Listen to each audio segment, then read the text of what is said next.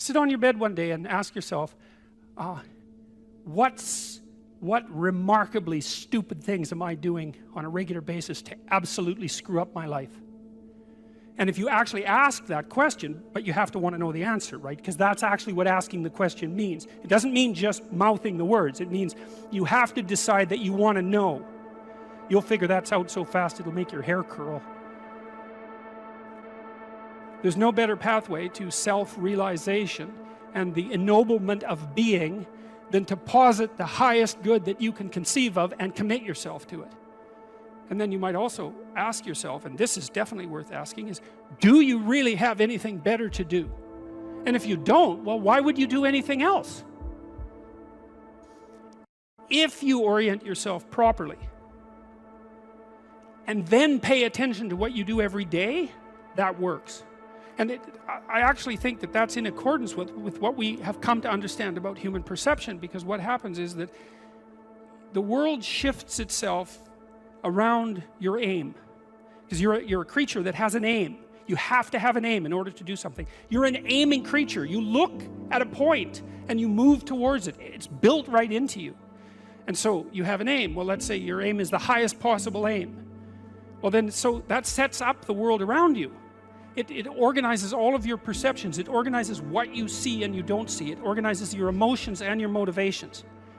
So you organize yourself around that aim, and then what happens is the day manifests itself as a set of challenges and problems, and if you solve them properly, then you stay on the pathway towards that aim, and you can concentrate on the day. And so that way you get to have your cake and eat it too, because you can point into the distance, the far distance, and you can live in the day.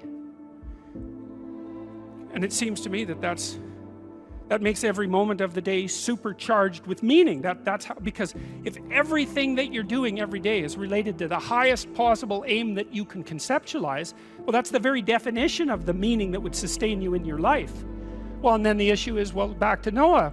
Well, all hell's about to break loose and chaos is coming. It's like when that's happening in your life, you might want to be doing something that you regard as truly worthwhile, because that's what will keep you afloat when everything is flooded.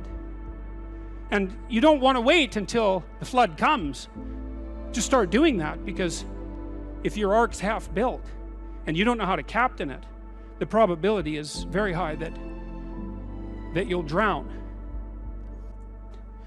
Ask and it shall be given you, seek and ye shall find, knock and it shall be opened unto you. For everyone that asketh receiveth, and he that seeketh findeth, and to him that knocketh it shall be opened.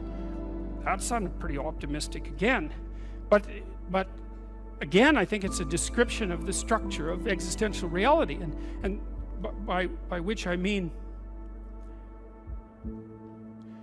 when I'm in my clinical practice and I observe, and this is also the case with my students, is, let's say people's lives aren't what they would like them to be, and so then you ask, why? Well, forget about tragedy and catastrophe, because that's self-evident and we're not going to discuss that, although the degree to which you bring about your own tragedy is always indeterminate. But I would never say that every terrible thing that is visited on a person is something they deserved. I think that that's a very dangerous presupposition, especially because everyone gets sick and everyone dies.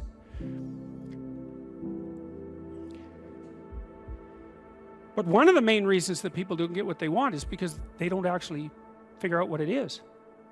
And the probability that you're going to get what would be good for you, let's say, which would even be better than what you want, right? Because, you know, you might be wrong about what you want easily, but maybe you could get what would really be good for you.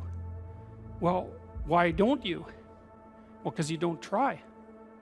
You don't think, okay, here's what I would like if I could have it. And I don't mean in a way that you manipulate the world to force it to deliver you goods for status or something like that. That isn't what I mean. I mean something like, imagine that you were taking care of yourself like you were someone you actually cared for. And then you thought, okay, I'm caring for this person. I would like things to go as well for them as possible. What would their life have to be like in order for that to be the case? Well, people don't do that. They don't sit down and think, all right, you know, let's figure it out. You've got a life. It's hard, obviously. It's like 3 years from now, you can have what you need. You got to be careful about it. You can't have everything. You can have what would be good for you, but you have to figure out what it is, and then you have to aim at it. Well, my experience with people has been is, if they figure out what it is that would be good for them, and then they aim at it, then they get it. And it's strange because they don't it's a strange thing. It's not quite that simple because, you know, you may formulate an idea about what would be good for you, and then you take 10 steps towards that, and you find out that your formulation was a bit off, and so you have to reformulate your goal. You know, so you're kind of going like this as you move towards the goal. But a huge part of the reason that people fail is because they don't ever set up the criteria for success. And so, since success is a very narrow line and very unlikely, the probability that you're going to stumble on it randomly is 0. So there's a proposition here, and the proposition is, if you actually want something, you can have it. Now the question then would be, well, what do you mean by actually want? And the answer is that you reorient your life in every possible way to make the probability that that will occur as certain as possible. And that's a sacrificial idea, right? It's like, you don't get everything. Obviously. But maybe you can have what you need. And maybe all you have to do to get it is ask. But asking isn't a whim or today's wish. It's like, you have to be deadly serious about it. You have to think, okay, like, I'm taking stock of myself.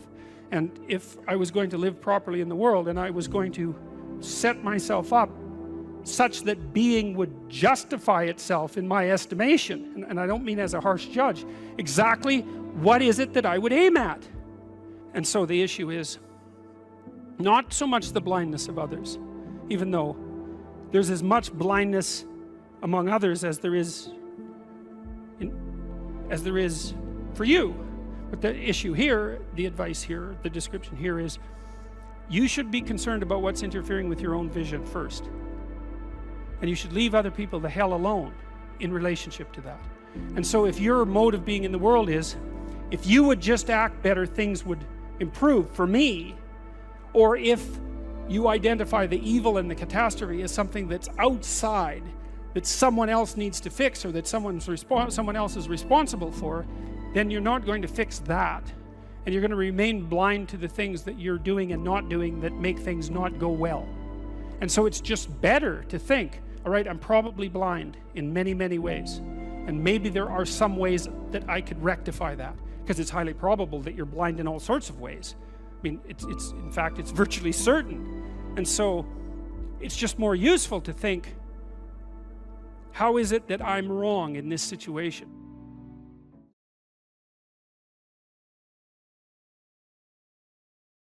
If you write a book, which is virtually impossible, and then get a publisher, which is virtually impossible, you probably have a rejection rate of 99%. So then if you do manage to publish the book with a reasonable publisher, which you won't because it's impossible, then you get 8% royalties. That's it. So 92% of your labor goes to the sales, marketing, and distribution end of things. And so it's very, very difficult to generate capital as an entrepreneur. And there's innumerable impediments. One of the things that people do, and this is something for those of you who might be entrepreneurially minded, here's another thing that you have to understand, is that you can't really create a product and then launch it. Because first of all, you don't know how to do that. You might know how to create the product, but you do not know how to market or sell it. You don't know how to advertise it. You don't know how to communicate about it. You don't know how to ship it. Like, there's all sorts of things you just don't know. But worse is, you don't know if people will use it. And so what companies do that roll out new products on a relatively continual basis do, is they don't develop the product and then go sell it. They continually communicate with their customers about what product the customer is willing to buy next, and then they develop that. And so you have to have your market identified, and then you have to be in continual communication with the market while you develop the product. It's not, I build a better mousetrap and the world comes, marching to my door. That isn't how it works. Is that you got to find out if someone wants to buy your stupid thing. And then the next thing is that even if you have a great thing, you're going to go talk to people and they have 50 great things that they might buy. And they're all great, but they're not going to buy all 50. They might buy one, maybe, and maybe they'll buy it this week, but probably they'll buy it in 6 months. And they're not going to buy any of them, no matter how great, unless they're on fire and you're selling water.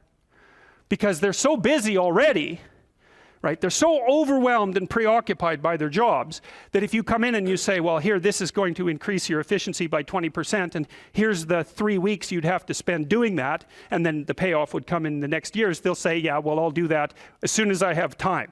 And as soon as I have time is never. So if they're on fire and you have water, you can sell it to them. But that's all, because otherwise it's a no-go. So those are all things that are worthwhile knowing, because they're very hard to learn.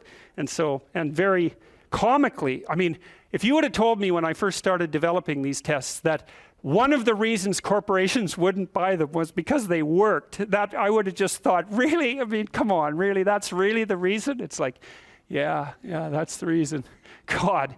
So very, very, very problematic. And then they already have their processes in place, and they're entrenched.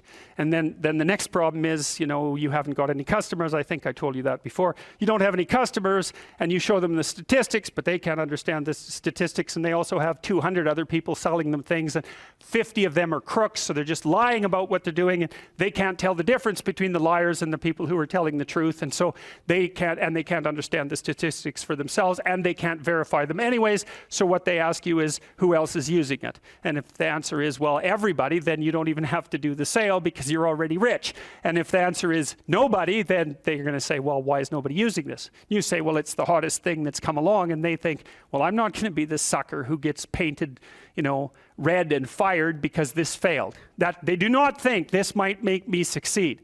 People do not care about whether or not they succeed. They care about whether or not they fail. And so that's another thing, is that if you're marketing something and you can say, this will stop you from being identified as a failure, then people might be happy about that. But if you say, this will really help you succeed, it's like, yeah, no, I don't want to succeed. I just don't want to fail. I don't want to succeed. I just want to be invisible and be left alone. And if you're looking for people's fundamental motivation, that's it. It's they want to be invisible, and they want to be left alone. I tell you the zebra story? Any of you know that story? Okay, I'll tell you this zebra story. Stop me if I've told it to you before. This tells you everything you need to know about human beings. So it's worth knowing. Okay, so zebras have stripes, and people say, well, that's for camouflage. And then you think about that for 2 seconds, and you think, that's a really stupid theory, because lions are camouflaged, and they're like golden like the grass. And zebras are black and white, so you can see a zebra 5 miles away. It's like, there's a zebra, it's black and white. So the whole camouflage thing, that's just not working out so well as a hypothesis. Okay, so biologists go and they decide to take a look at some zebras. And so they're looking at a zebra on the herd, because there's no zebra, right? Just like there's no fish. There are schools of fish, and there are herds of zebras. There isn't a fish. This is why I think the cod aren't coming back. There are no cod. There are massive 100-mile-long schools of cod, 10 stories deep, 20 million years old. You wipe out the school, you don't just get to throw a cod in the water and say, well, you know, off you go. It's like, well, where's my city? It's like launching you in the middle of a field. It's like, well, go out there and reproduce. It's like, no, that's not going to happen, you know? So without the school, there's no cod, and you can't just introduce a whole school of cod because you don't have a whole school of cod. So, you know, maybe the cod are never coming back. And zebras are the same thing. There's not a zebra. There's zebras. And so you're looking at the zebras, trying to study a zebra, and you look at the zebra and you make some notes and you look up and you think, oh Christ, which zebra was I looking at? And the answer to that is you don't know, because the camouflage is against the herd. And the black and white stripes. There's a variety of reasons for the stripes. Flies also seem not to like the stripes, but you know, usually things evolve for multiple reasons. But anyways, it's very difficult to parse out a zebra against the herd. You look down, you look up, it's like, uh-oh, all those damn zebras look the same. Yes, the camouflage is effective, but it's against the herd. All right, so then you think, well, we better identify a zebra so we can see what he's up to. So then you take your Jeep, and a can of red paint and a stick with a rag on the end of it, and you drive up to the zebras and you paint their haunch red a little bit, put a nice red dot on their haunch, or maybe clip their ear with a cattle clip. And then you stand back and you think, hey, I'm pretty smart, now I'm going to watch that zebra. So what do you think happens to the zebra? The lions kill it. Right. Because lions, they're smart, right? Hunting animals are smart. but they have to identify a zebra before they can organize their hunt. They can't just hunt the whole herd. They have to pick out a zebra. And so maybe it's like a zebra that's got a sore hip or something. And so you think, well, nature's kind. It just takes the weak. It's no, zebra or lions like really healthy, delicious zebras, but they look like all the other healthy, delicious zebras, so they can't get a bead on them. But if they're small and just born, or if they're limping, or there's something that identifies them, then the lions can pick them out. And then they do pick them out.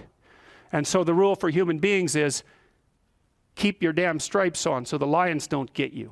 And I'm telling you, man, if you want to remember one thing from my class about human motivation, that's a good thing to learn. People camouflage themselves against the herd, and they like to be in the middle of the herd, which is what fish do, by the way. If you have a big school of fish, the smart, healthy, large fish are in the middle of the school. Because you know what you call fish on the outside of the school? Bait. Right.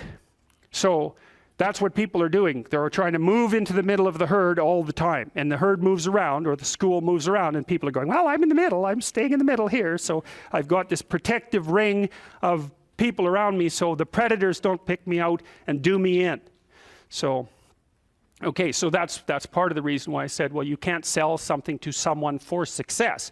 Because, you know, you're thinking, well, people are aiming at success. Don't be thinking that. It's not by any means necessarily true. Trait neuroticism is a powerful motivator. And trait neuroticism is, let's not be too threatened or hurt, right? That's the negative emotion system. And the negative emotion system is a killer source of motivation. You know, you also see that there are scales of well-being that have been designed, mostly by social psychologists, which means they're very bad scales most of the time, because their psychometric capacity is absurdly low, generally speaking. So what you find with scales of well-being, sometimes they're talked about as scales of happiness even, is that people aren't after happiness, they're after not hurting. It's not, so they don't want to be extroverted and enthusiastic, right? And bubbly and full of smiles and laughter. That isn't what they mean by I want to be happy. What they mean is I don't want to be anxious or in pain. And so well-being scales tend to be something like emotional stability plus extroversion. But the big loading is on emotional stability, the reverse of neuroticism. You want to avoid suffering. You don't want to be happy. You want to avoid suffering. And one way to avoid suffering is not to let the lions gnaw on you. And one way of doing that is to stay in the middle of the damn herd. And so, like, I'm not being a smart aleck about this. I understand why people do that. There's real danger to being visible. There's real danger in being visible. Now, you might be successful if you're visible, but you also might be dead.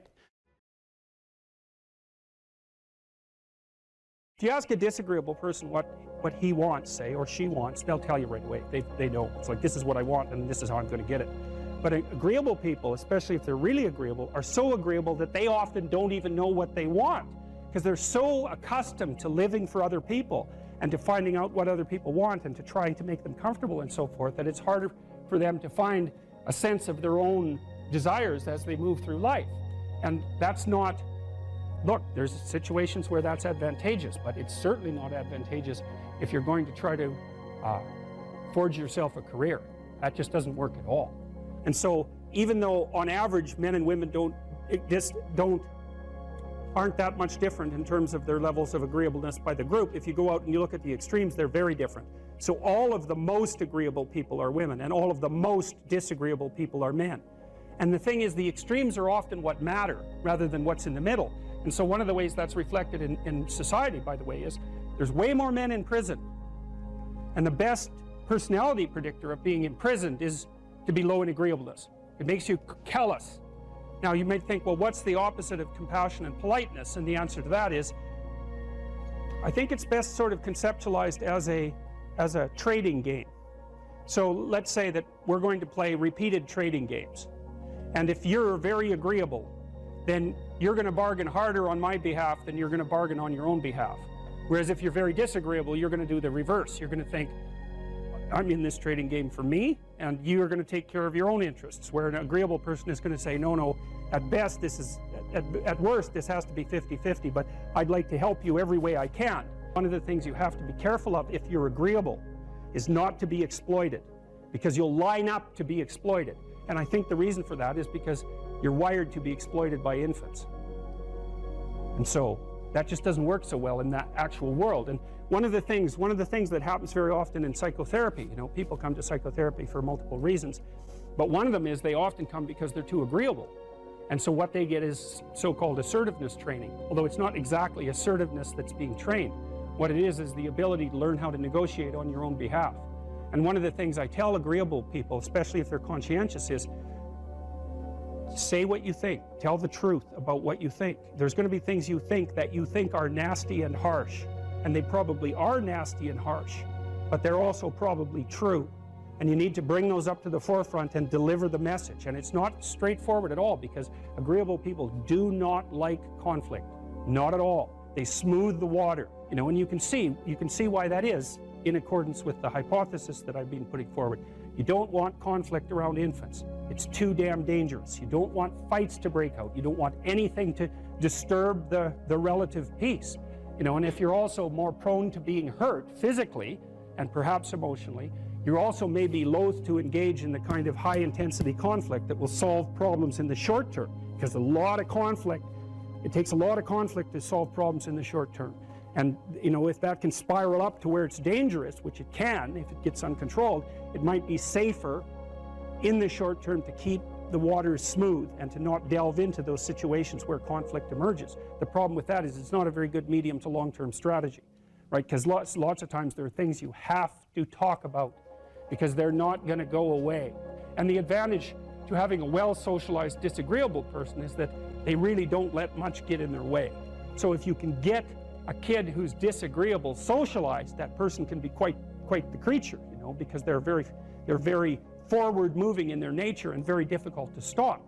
But if you don't get them successfully domesticated, tamed, roughly speaking, by the time they're 4, their peers reject them. And that's a big problem, because your job as a parent is to make your child socially desirable by the age of 4. Like you want to burn that into your brain, because people don't know that. That's your job. And here's why. It's easy if you think about it carefully. So you imagine you've got a 3-year-old child, so sort of halfway through that initial period of socialization, and you take that child out in public. Okay, what do you want for the child? Who cares about you? What do you want for the child? You want the child to be able to interact with other children and adults so that the children are welcoming and smile and want to play with him or her, and so the adults are happy to see the child and treat him or her properly. And if your child's a horrible little monster because you're afraid of disciplining them or you don't know how to do that properly, then what they're going to do is they're going to experience nothing but rejection from other children and false smiles from other parents and adults. And so then you're throwing the child out there into a world where every single face that they see is either hostile or lying. And that's not something that's going to be particularly conducive to the mental health or the well-being of your child. If your child can learn a couple simple rules of behavior, like don't interrupt adults when they're talking too much, and pay attention, and try not to hit the other kids over the head with the truck any more than is absolutely necessary, and share and play properly, then when they meet other kids, the kids are going to try out a few little play routines on them, and that's going to go well, and then they're going to go off and socialize each other for the rest of their lives. Because that's what happens, is that from 4 years old onwards, the primary socialization with children takes place among other children. And so if the kids don't get in on that early, they don't move into that developmental spiral upwards and they're left behind. And you can imagine how terrible that is, because a 4-year-old will not play with another 4-year-old who's 2. But a 5-year-old certainly will not play with a 5-year-old who's 2, right? Because the gap is just starting to get unbelievably large. And so the kids start out behind, and then the peers leave them behind, and then those kids are alienated and outside the peer group for the rest of their life. Well, those are the ones that grow up to be long-term antisocial, right? They're already aggressive. It doesn't dip down. Now, what happens to normal boys, roughly speaking? Imagine the aggressive 2-year-old types. They get socialized, so their level of aggression goes down, and then they hit puberty and testosterone kicks in, and bang, levels of aggression go back up. And so that's why males are criminals between the ages roughly of 16 and about 25. So, and it matches the creativity curve, by the way. It's so cool. If you look at the spike of creativity among men, 16 to 25, and it starts to go down, criminality matches that absolutely perfectly. So that's quite cool. So, and the testosterone levels raise the average level of aggression among men. It's more dominance than aggression, actually, and testosterone is by no means all bad. And then it starts to decrease at about age 25 or 26, which is usually when men stop staying up late at night, stop drinking as much, develop a full-time career, and take on burdens and responsibilities and opportunities that are associated with a long-term partner and family. And so, well, so that's the development of what I would call predatory aggression, because I also think that the agreeableness distribution is probably something like predatory aggression versus maternal sympathy. It's something like that. So if you look at other mammals that are predators, because we're predators as well as prey animals, if you look at other animals like bears, the male bear has absolutely nothing to do with the raising of the infants. In fact, the female bears will keep the male the hell away because he's likely to kill the infants and maybe even to eat them. So there's no maternality at all in solitary male mammalian predators. It's really useful to investigate the viewpoints of people who have opposing views to yours, because they'll tell you things. Not only will they tell you things you don't know, they'll also tell you how to see the world in ways that you don't see it. And they'll also have skills that you don't have, that you could develop. So for example, if you're an introverted person, it's very useful to watch an extroverted person, because the extroverted person has ways of being in the social world that aren't natural to you, that you can use to improve your toolkit.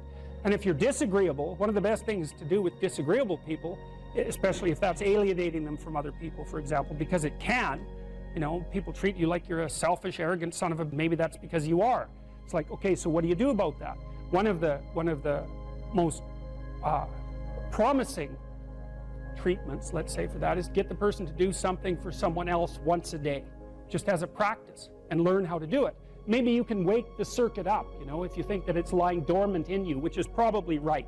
You know, I think we have a very wide range of propensities within us. Some are switched on, genetic propensities. Some are switched on, but I think that if you put yourself in the right situation or walk yourself through the right exercises, you can switch some of these other things on as well.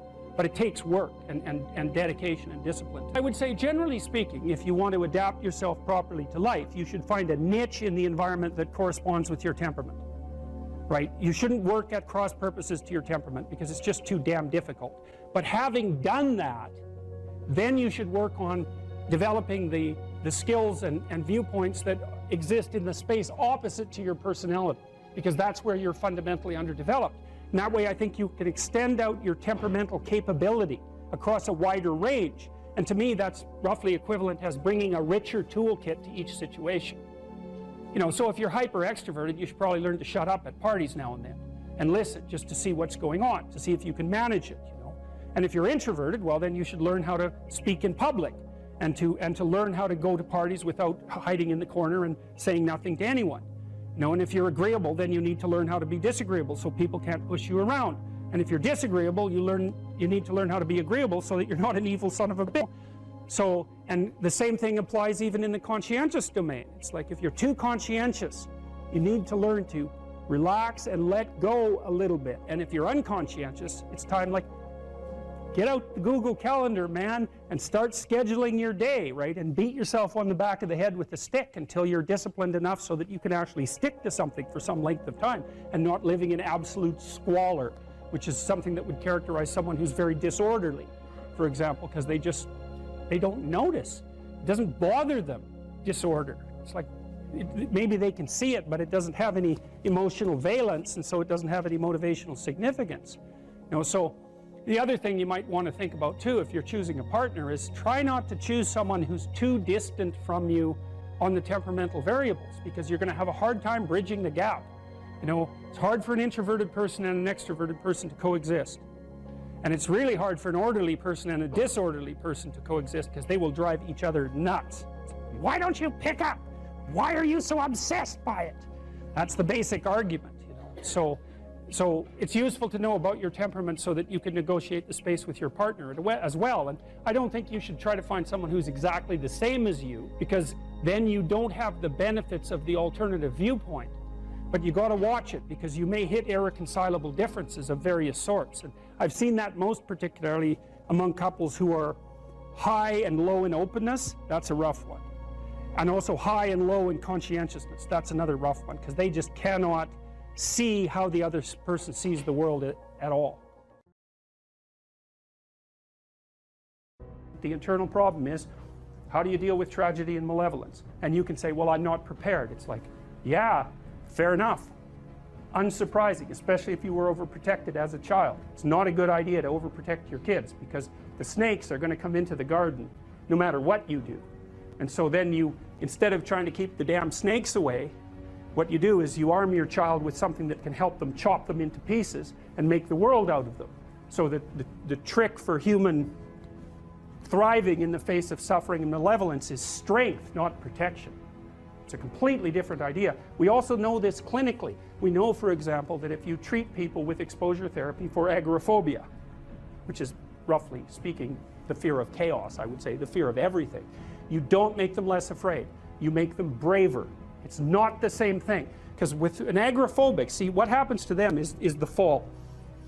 They never conceptualize death and suffering. They're naive, right?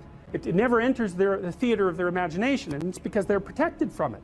But then something happens. This often happens to women in their 40s, because they're the people most likely to develop agoraphobia. Something happens. They've been protected from chaos by authority their entire life. So maybe they had an overprotective father, and then they went to an overprotective boyfriend, and then they went to an overprotective husband. And maybe they were willing to be subjugated to all three of those because of the protection, right?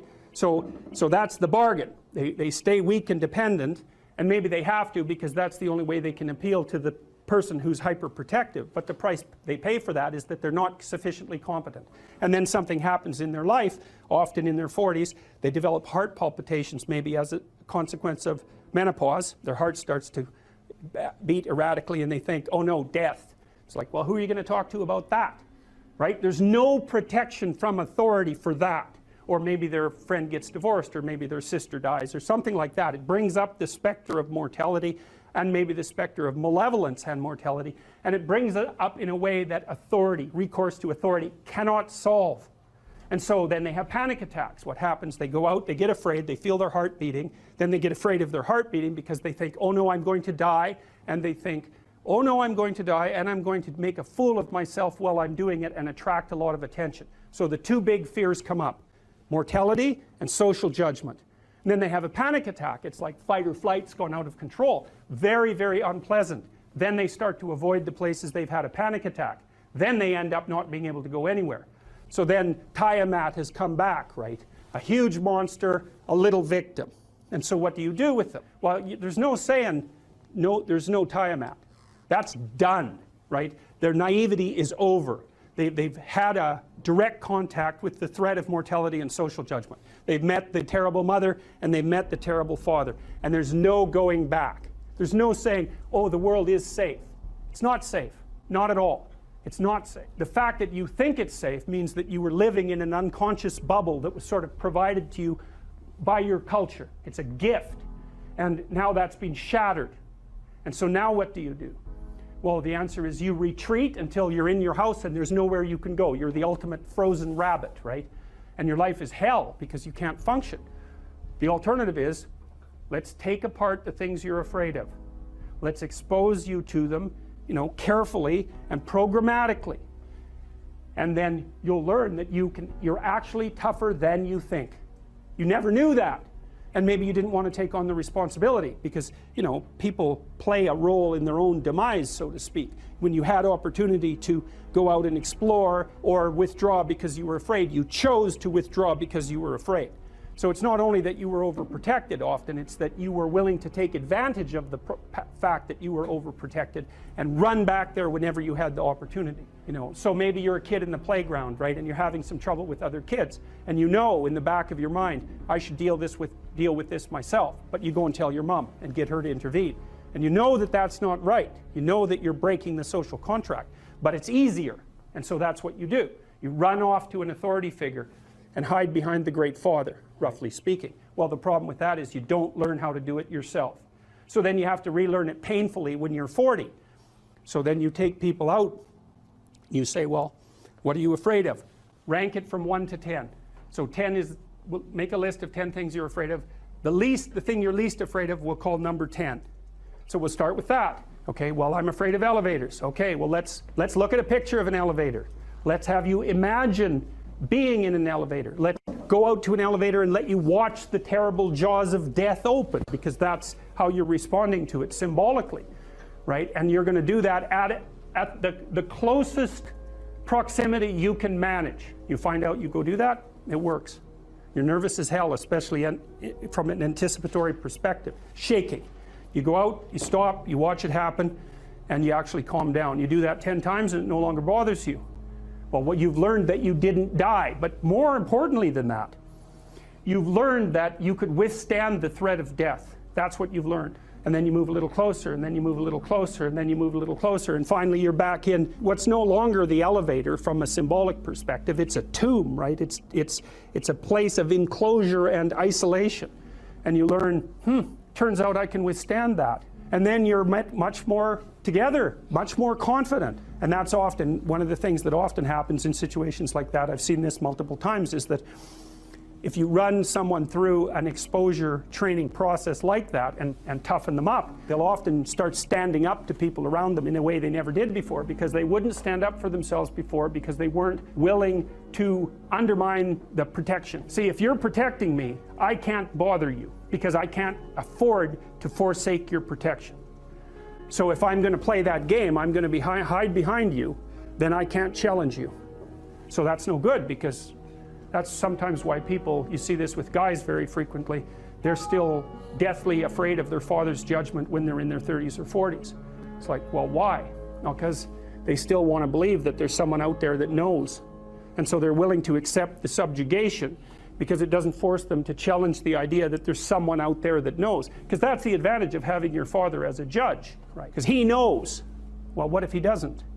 What if no one knows any better than you? Well, that's a rough thing. You don't, until you realize that, you're not an adult, right? That's really technically the point of realization of adulthood, is that no one actually knows what you should do more than you do.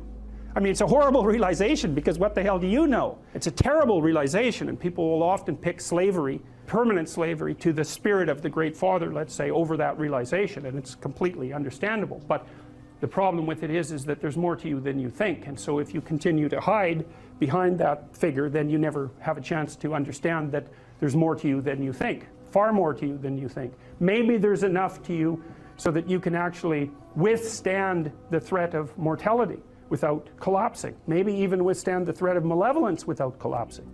Who knows? It's certainly possible. And it's not an abstract question. It's exactly the sort of question that you address in the psychotherapeutic process. It's always the question that you address. And the answer is often in the affirmative, because people can get unbelievably tough.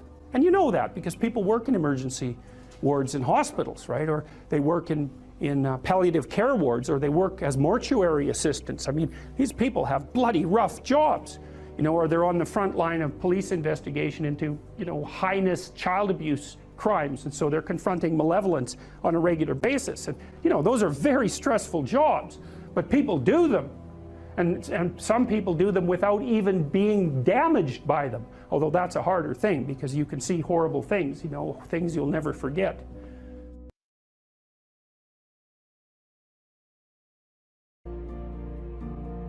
Stop doing the things that you know are wrong that you could stop doing.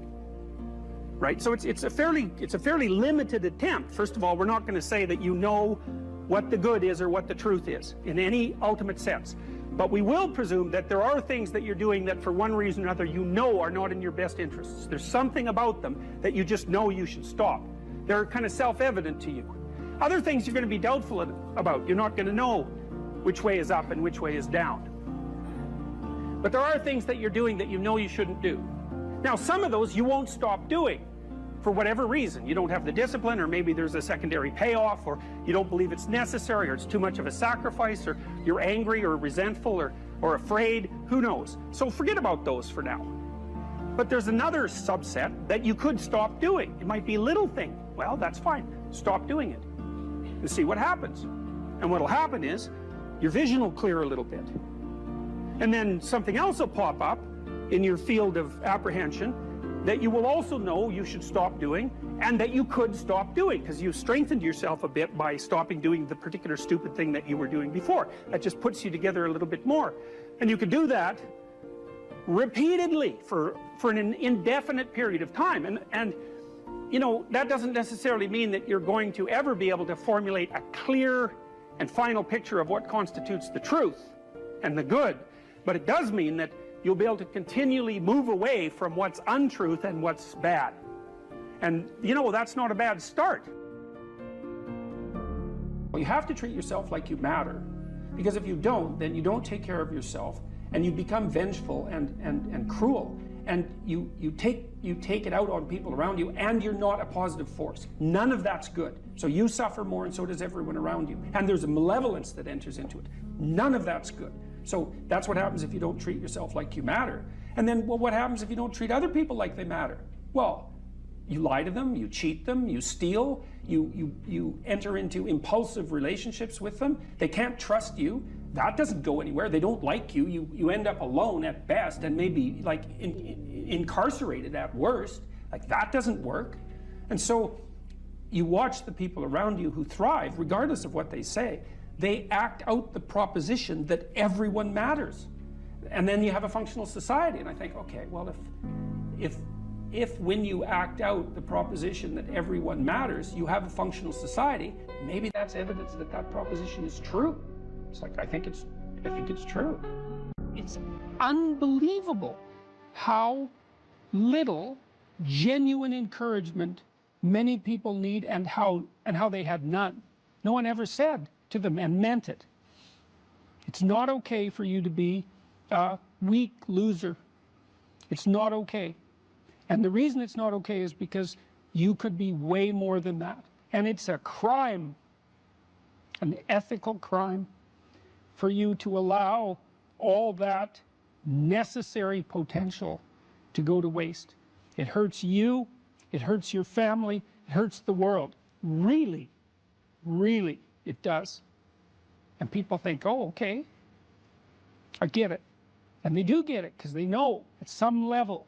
The other thing people tell me, you know, they say, well, I've been paying attention to your lectures, developing a vision for my life, trying to tell the truth, trying to adopt more responsibility, and things are way better. But the other story is, you've been able to help me put into words things I always knew to be true, but didn't know how to say, which is a good role for an intellectual to play. And so, well, so that's why this all makes me emotional. It's so good, you know, and so much of this has been covered as if it's political. It's not political, what I'm doing. It's not political. I don't tell people that they're okay the way they are. No, I say, no, you could be way more than you are.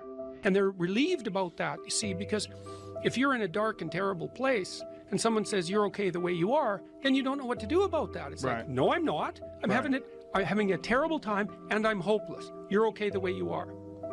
Well, then what? That's it? That's where I am? And what do you want to tell a young person? You're 17. You're okay the way you are. It's like, no, you're not.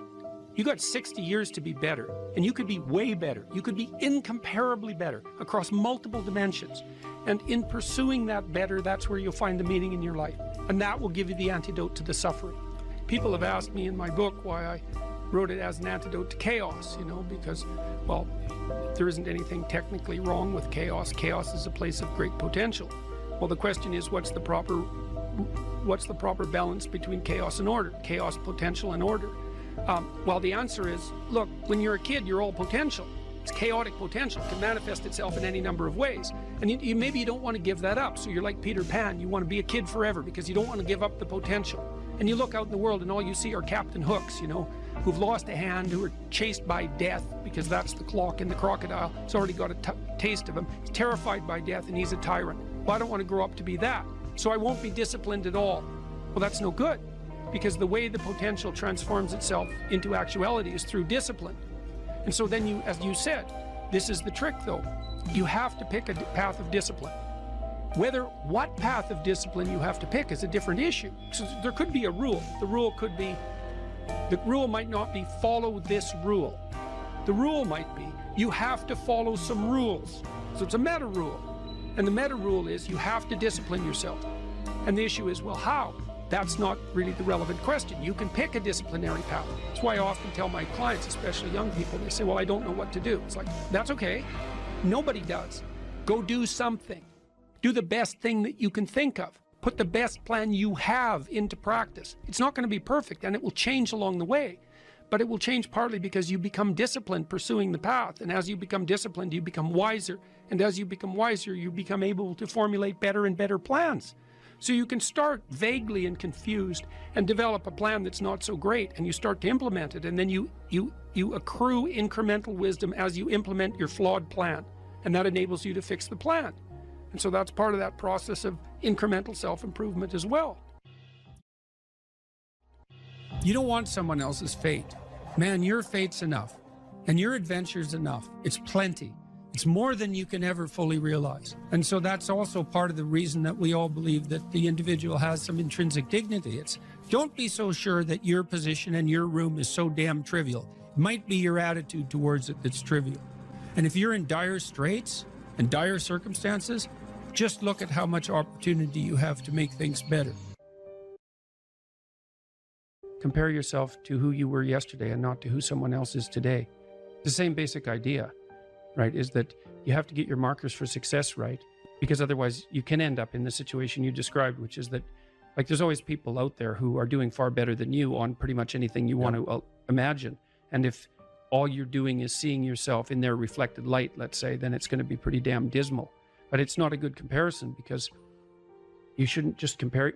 Well, first of all, there's danger in just comparing yourself to others, period, because they're not you, and God only knows what struggles they had to undertake to get to where they were, or what burdens they're currently carrying that you're not aware of. You just don't know any of that.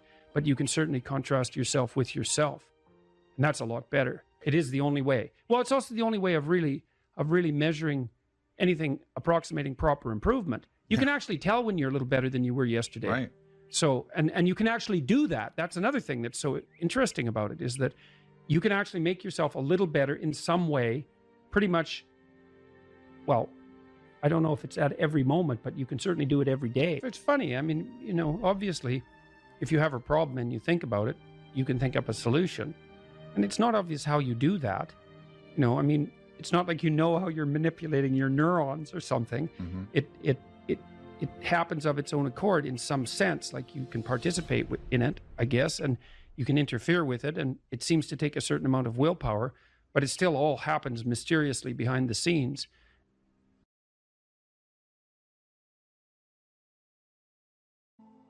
Any advice for students here? Yeah, read great books. Really, man. You've got this 4-year period that has been carved out of your lives by society. It's given you an identity, like a high-quality identity, and freedom at the same time. And you're not going to get that again in your life. You've got a respectable identity, university student, and complete freedom associated with that, or as near as you're ever going to get. And you've got these unbelievable libraries that are full of the writings of people who are intelligent and articulate beyond comprehension. And you know. And you can go there and you can learn all this. And you might think, well, why should you learn it? Well, you learn it to get a job, or you learn it to get good grades, or you learn it to get a degree. And that's all nonsense. It's nonsense. The reason that you come to university to be educated is because there is nothing more powerful than someone who is articulate and who can think and speak. It's power. And I mean power of the best sort. It's authority and influence and respectability and competence. And so you come to university to craft your highest skill. And your highest skill is to be found in articulated speech.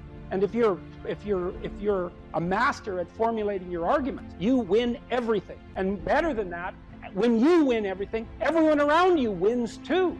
Because to transform yourself into, let's consider your transformation to something approximating the logos. It means you shine a light on the whole world. Well, there's nothing more exciting to do than that. There's nothing better you can possibly do. And to think that you're coming to university to be, you know, trained to have a job, it's like, great, that's a hell of a lot better than being unemployed and covered with Cheeto dust while you're snacking away in front of your video game in the basement. But it's not and I don't have anything against video games, by the way,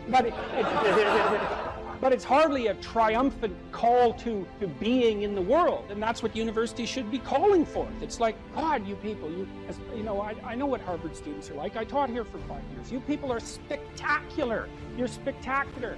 You're all capable of being world beaters. You transform yourself into something that's articulated and sensible and grounded in history and knowledgeable and wise, man. You can do anything you want, and hopefully anything you want for good. Because if you have any sense, everything you want to do would be for the good, because there's nothing more compelling or meaningful or useful in combating the tragedy of life than to struggle with all your soul on behalf of the good. And the universities have forgotten that. It's why everyone's bailing out of the humanities, and they should. The humanities are corrupt. And they're corrupt because they're not telling students this. It's so bloody obvious. It's like, learn to think, learn to speak, learn to read. It makes you a superpower, an individual superpower. I don't understand why that isn't just told to students. It's not that hard to understand, and everyone wants to hear it. It's like, really? I could do that? I could do that? It's like, yeah, really, you could do that. And the whole society around you has labored for really thousands of years to provide every single one of you with this spectacular opportunity that you have while you're undergraduates and graduate students here, man. Everyone's just praying that you would come here and manifest everything that you could manifest. And that's what you should be doing, instead of waving placards and complaining about how you're oppressed, for God's sake. You see these Yale students complaining about their oppression. It just leaves me aghast. It's like, well, we're against the ruling class. It's like, no, you're baby ruling class members. You're young.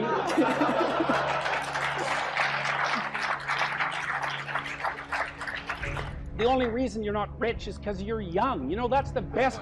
Really, if you look at the 1% even, the dreaded 1%, you know, most of those people are old. Why? Well, when you progress through life, if you're reasonably successful, you trade in your promising youth for your wealthy old age, but you're still bloody old. Would you trade it? Would you trade your youth for that? Like, if you factor age out of the economic equation, things look a lot different. Well, of course older people have more money. If they have any sense, they've been collecting it for their whole life. Is that somehow unfair? It's not unfair unless you want to be poverty-stricken when you're 70, and you don't want to be poverty-stricken when you're 70. I just don't understand what's happened to the universities. I can't believe that you're not told when you come the first day, look, man, you're here on a heroic mission. You're going to take your capacity to articulate yourself to levels that are undreamed of. You're going to come out of here unstoppable. You're going to be able to do anything you want. It's like, that's what you're here for. Instead, you're taught that, well, you know, the world's a pretty oppressive place, and you're probably the bottom of the victim pile, and there's virtually nothing you can do about it except, you know, deconstruct the patriarchy. And it's so weak-kneed and so pathetic that universities should be embarrassed that that's what they're peddling to students. I'm embarrassed by it. You know, I've gone on public record telling parents, bloody well send your boys to trade school, because at least they'll learn something useful. And that's a terrible thing for someone like me to say, because I do believe that being articulated and educated in the highest possible manner there's nothing that's better for you and for society. And why have the universities forgotten this? Well, that's postmodern neo-Marxism for you, you know, and the philosophy of intense resentment and oppression and group identity, and God, it's just pathetic. Dr. Peterson, I think a lot of students here would agree with you that one of the main purposes of education at college, particularly at Harvard, is to develop their sense of articulation, their ability to read, their ability to critically think.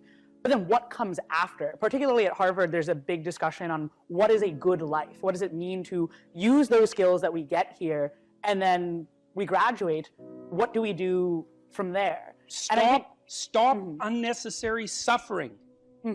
That's what you do. You know, that's your calling. It's like you say, well, what do you do after you graduate? Well, if you graduate articulated and powerful, there will be people giving you so many opportunities you won't even be able to keep up with them. You know, I've worked with very, very competent people in many different domains in my life, hyper-competent people. And I can tell you some very interesting things about hyper-competent people. The first thing is they are not selfish, and they're not greedy. And one of the great pleasures in their lives is to find people who have the capacity to also be hyper-competent and to open doors for them as rapidly as they can possibly be opened. They delight in that, because there's very few things that are more intrinsically meaningful if you're an accomplished person than to find young people who have the possibility of being accomplished and say, hey, look, here's an opportunity for you. It's like, go out there, man, kill it. And then they go out there and kill it, and you think, right on, man. Here's another opportunity. Why don't you go out there and nail that too? And you think, no, they're all hoarding their wealth, and they're not going to share it with anyone. It's like, that's absolute, complete rubbish. And so you don't even have to worry about what you're going to do after you graduate from here if you turn yourself into half of what you could be, because people will be dying to offer you every opportunity that you can possibly make use of. So it's a moot point. The world is always desperately short of people who can think and speak. And you think, well, I won't be made use of. Well, first of all, you can't say that if you're at Harvard, for God's sake. I mean, people already figured out who you are. They've already figured it out, and they're offering you the world on a gold platter. Take it. It's yours. Take it. It's like, great, man. Put yourself together and deserve it. That would be great. And that's what everyone wants. It's what your parents want. It's also what you want. You know it. It's what you want. It's what women want from men. It's what men want from women. It's like for you to be who you could be. And the highest faculty of the human being is articulated speech. It's the divine faculty. And there is nothing more powerful than that. There's nothing that's even in the same league. And so if you don't have faith in that, then your priorities are misplaced. And I can't even understand why you wouldn't have faith in that being, say, Harvard students, because look where it's got you already. You know, you're already sitting on top of the world. So deserve it, make use of it, right? Go out there and fix things up. That's what you need to do. There's lots of things that need to be fixed up. And what you want to do is burden yourself with so much responsibility that you can barely stand. And then you'll get stronger trying to lift it up. And you won't be asking, what should I be doing with my life? Or what's the meaning of life? Or any of that. It'll be self-evident. It's self-evident. At minimum, you can say, there's more suffering in the world than there should be, and I could probably do something about that. And you can do something about that. So go do something about it. And then there'll be less suffering in the world. And then when you're 80, you can look back on your life and say, well, you know, there's less suffering in the world than there would have been had I not existed. And you don't have to even have a sense of ultimate destiny or even any sort of theistic belief to regard that as a positive good. Like, I think it goes beyond the mere pragmatic utility of addressing the world's ills, because I think we do live in a world that has a transcendent reality as well as the reality that we can detect. But even independently of that, it doesn't matter. If you can communicate in those means, speaking, writing, and if you can think, you are so powerful that nothing can stop you.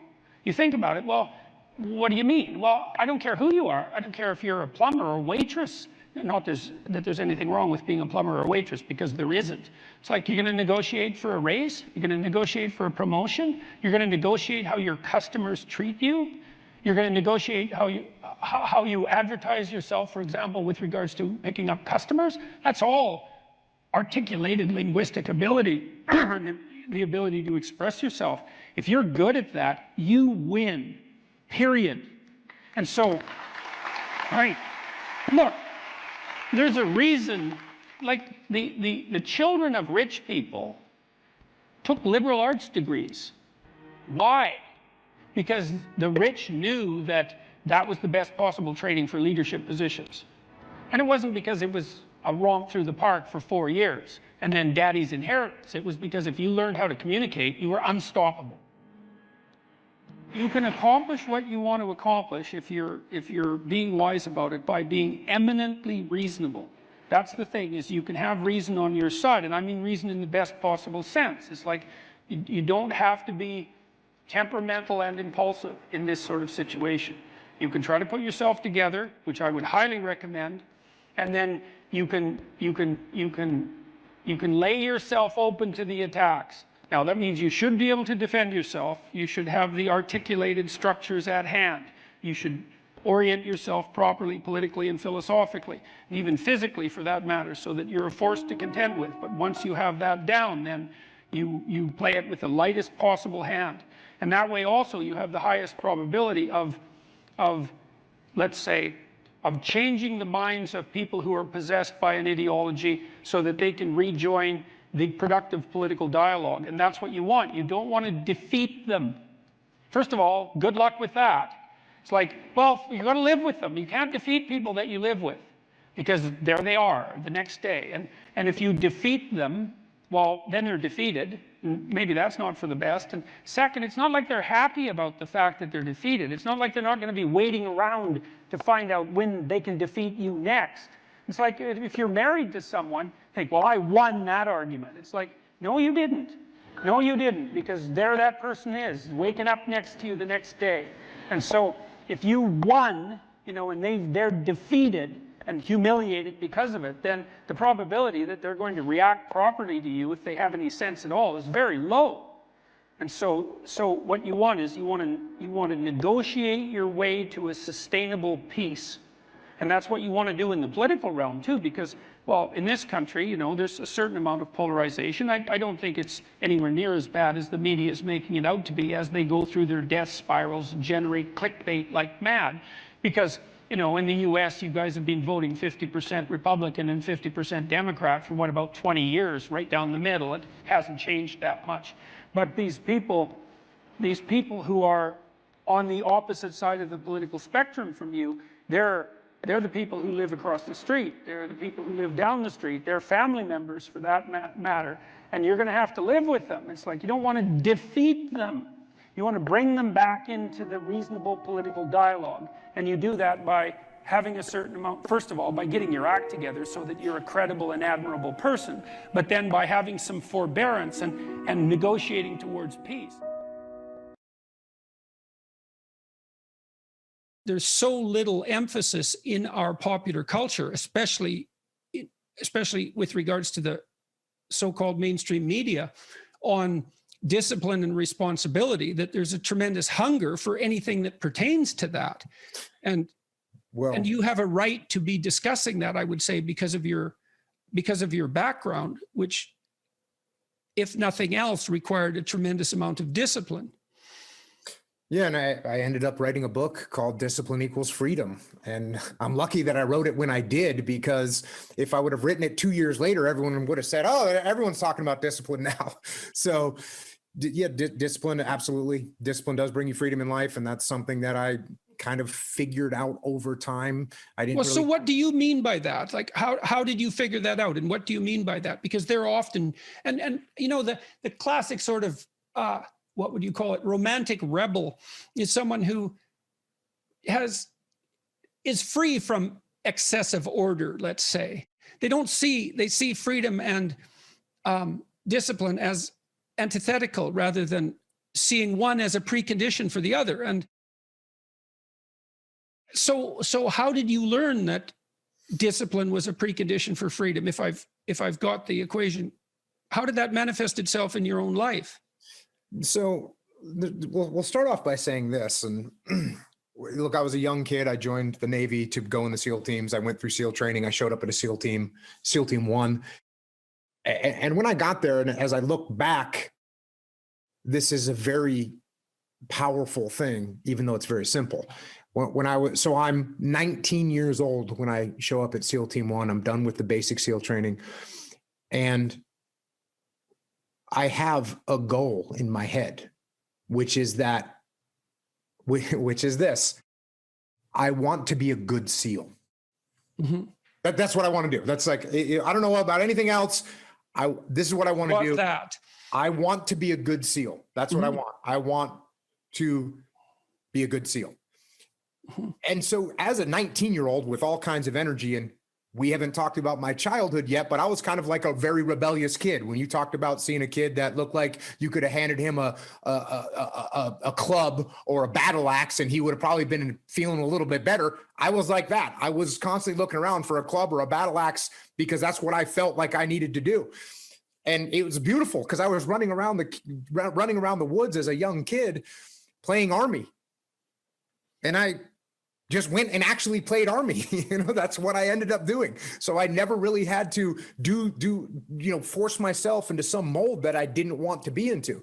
So I got to SEAL Team 1, and now I just want to be a good SEAL. That's what I want. And so now that starts steering some of my decisions. And for the most part, it steered my decisions in a decent direction. Now, there were some times where, as I look back now, what I thought was a good SEAL was a little bit off, But luckily it wasn't 180 degrees off. It might have been off 30 degrees or 40 degrees. Right. And as I got older and more mature and I figured out more about what that ideal should look like to me, and I could keep chasing that ideal, that was good. But even to be a 19-year-old kid with a 70 or 80 degree corridor to move forward in is not a bad thing. No, it's a gift. It's a gift, exactly. So then I'm looking around at other SEALs that were older than me and more senior to me and trying to figure out which one of those guys is a good SEAL. Yeah. And what I realized was that the guys that were working harder, for the most part, were good SEALs. Now there's just some people that are just way talented. Right. And they could show up, 3 minutes before a run or 3 minutes before we do a shooting competition, and they could just walk through it, no problem. Right. And that's great for them. It wasn't me. I'm not that great at anything, but I saw other guys that might not be great at anything either, but they worked hard. They showed up to work early. They did the drills that they were supposed to do. They had discipline. And when you have has amalgamated statistics, and I hope I get this right, but it's approximately correct. If you work 10% longer hours, you make 40% more money. Right. And so, and I think your comments about talent are also dead on. It's like in any field of enterprise, there are people who are phenomenally gifted. And then if they work really hard, they're even more phenomenally gifted, right? Those are the people who break records. But that talent apart, hard work actually works. And with virtually everything, it might not make you the best at whatever it is you're pursuing, but it will certainly make you better than you are. And then I have this new book. I hope you got a copy, because did you get a copy? Okay, so I'm bringing it up for a particular reason. I have a chapter in this book called, there's two that are relevant. Imagine who you could be and then aim single-mindedly at that. That's one. And then the course, or what would you call it? A complementary chapter is work as hard as you possibly can on one thing and see what happens. And that's also predicated on this idea that discipline is a precondition to freedom. So you were fortunate, like you had this goal, right? So that meant you had a goal, which is a really big deal because you could learn about goals. You had a sense of a higher mode of moral being, that I would rather be a good SEAL than the person I am now. Well, it's a code of behavior and a way of perceiving. So there's an ethic in that. And then you said as well, your conception of what good SEAL meant changed as you matured, but that's also fine. It wouldn't have changed unless you would have pursued that initial only partially accurate goal. And so that's also a really good thing for people to understand, is like, if you don't know what you're doing, aim at something. Is it the right thing? No, but it's better than just shooting randomly. So you aim at something, and then as you aim and you move towards it, you're going to find out why you're wrong. And then you might recalibrate your aim. And that's going to happen over and over, because as you move towards a goal, it recedes or it broadens, or it recedes and broadens. And otherwise you'd run out of things to do. You ever seen Robert Crumb's representations of bird-headed women? No, I haven't. Robert Crumb's an underground cartoonist, and he was the feature of a documentary which you and everybody else who's listening to this should definitely watch. It's the best documentary I've ever seen about anything ever. He draws these women. He was a loser in high school by his own admission, by every single category you could possibly generate. And so it's a study in loser psychology, but it's really complex because he was a loser who was extremely intelligent and unbelievably creative, and who had two brothers who were probably more intelligent, more creative than him, although also more psychopathological. And then he became successful. He was one of the establishers of underground cartooning back in the 1960s, and spawned arguably even graphic novel. He's a major player in that niche, and the documentary is a brilliant analysis of the relationship between failure and success, and sexual failure and sexual success. Because in one more memorable scene, he talks about, he drew this card when he was a high school kid of a heart being ripped apart when he got rejected by this girl that or by all girls. He said he was beneath contempt. He wasn't even in the category of comprehensible dating partner, right? He was outside the game entirely. So he's rejected by the feminine as such. He draws these pictures of bird-headed women with teeth, you know, and they're powerful, big thighs, big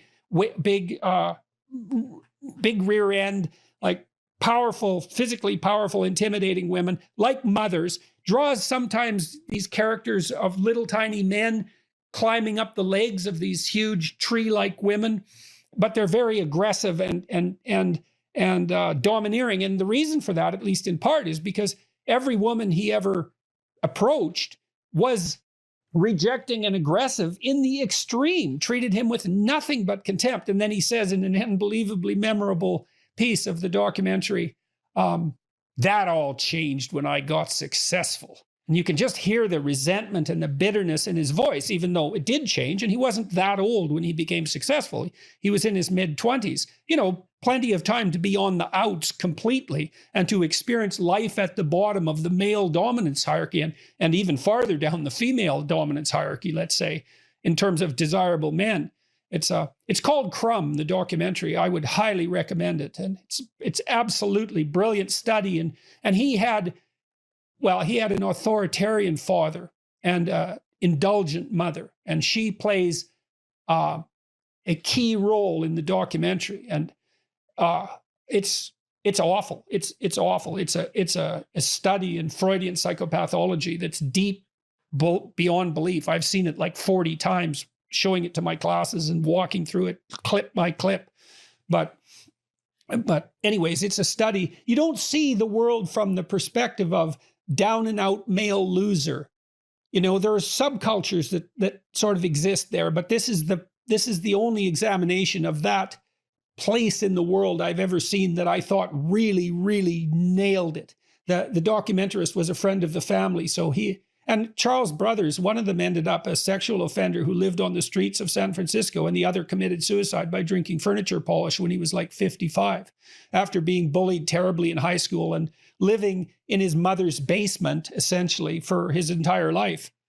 Ugh, awful, awful. But, you know, you watch the documentary, it's not like people really, you generate some compassion for the people in the documentary and what they've gone through. But I wouldn't say that compassion is what's primarily elicited by the documentary. And that goes back to this discussion we had right at the beginning about, you know, what kind of empathy we have for the men who aren't making it. And the answer seems to be very, very little. Let's go to social policy with that. We might ask, okay, in light of this, what do we do? And I would say this is what I've recommended. I've recommended to young men that that these are the facts on the ground and they're not going to change. And that if you're being rejected chronically by women, or if you're terrified out of your mind about that, and perhaps rightly so, you should take a good hard look at yourself and see what it is that you have to offer. And so, like, are you as educated as you could be? Are you working? You know, are you looking for a job at least? Are you trying to get out of your parents' house? Are you taking the steps necessary to become gainfully employed, productive, generous, and attractive? And, you know, that tangles us back up with something we also talked about in the beginning, which is the criticisms that have been directed my way by men, which is, well, you're asking men to live up to a stereotype that essentially undermines and devalues the vast majority of them. You're part of the problem, not part of the solution. And your emphasis on responsible marriage, given the state of current family law, is nothing short of reprehensible. And so, you know, my approach is do what you can at the individual level to put yourself in the game. But there's much more to the story than that. Absolutely. This is really complex because the good news is there's a lot you can do to choose a woman who is the right woman.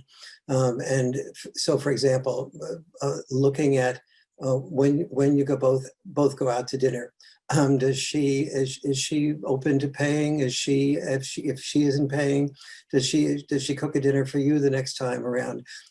How does she treat the waiter? Somebody that can't do her any good.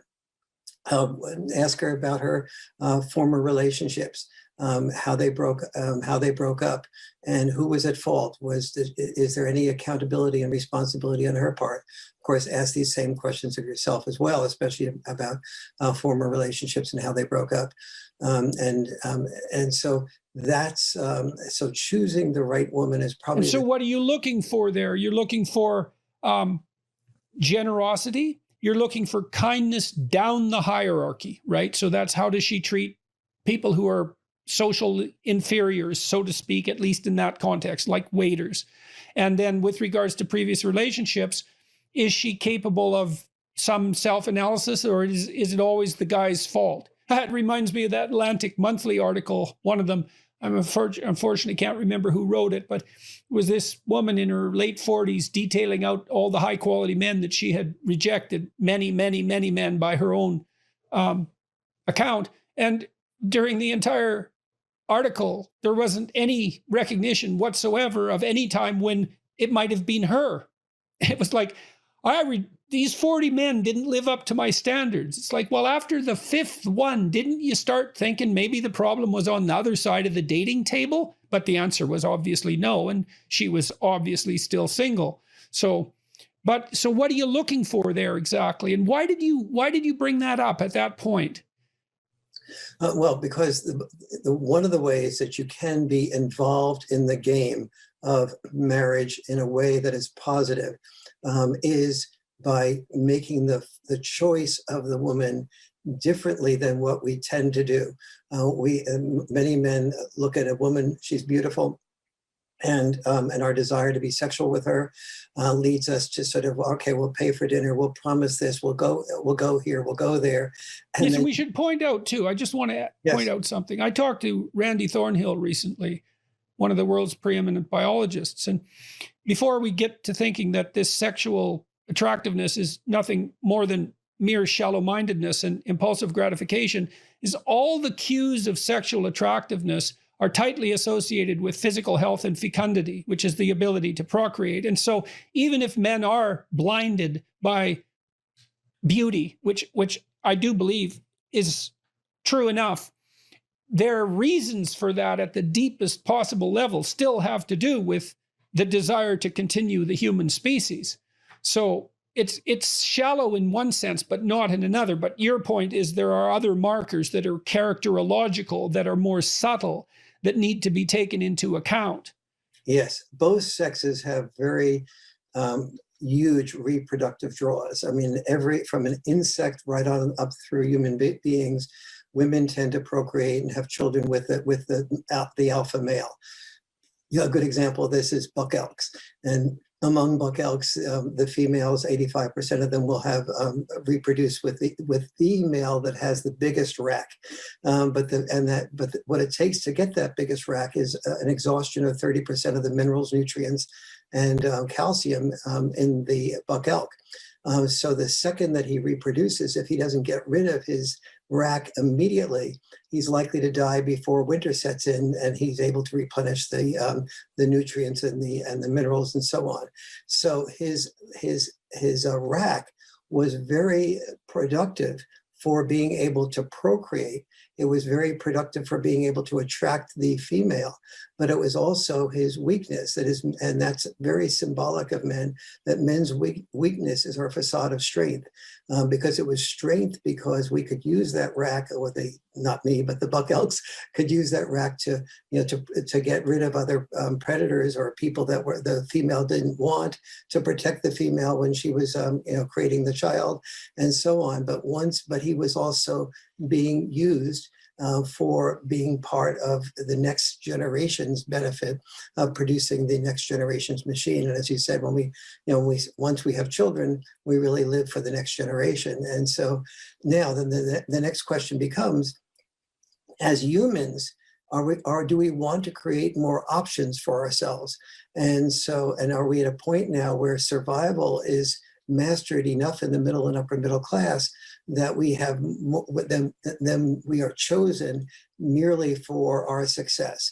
And I think the best explanation of that comes in Japan, where the millennials in Japan have a game called karoshi. And of course, karoshi means death at the desk or death from overwork.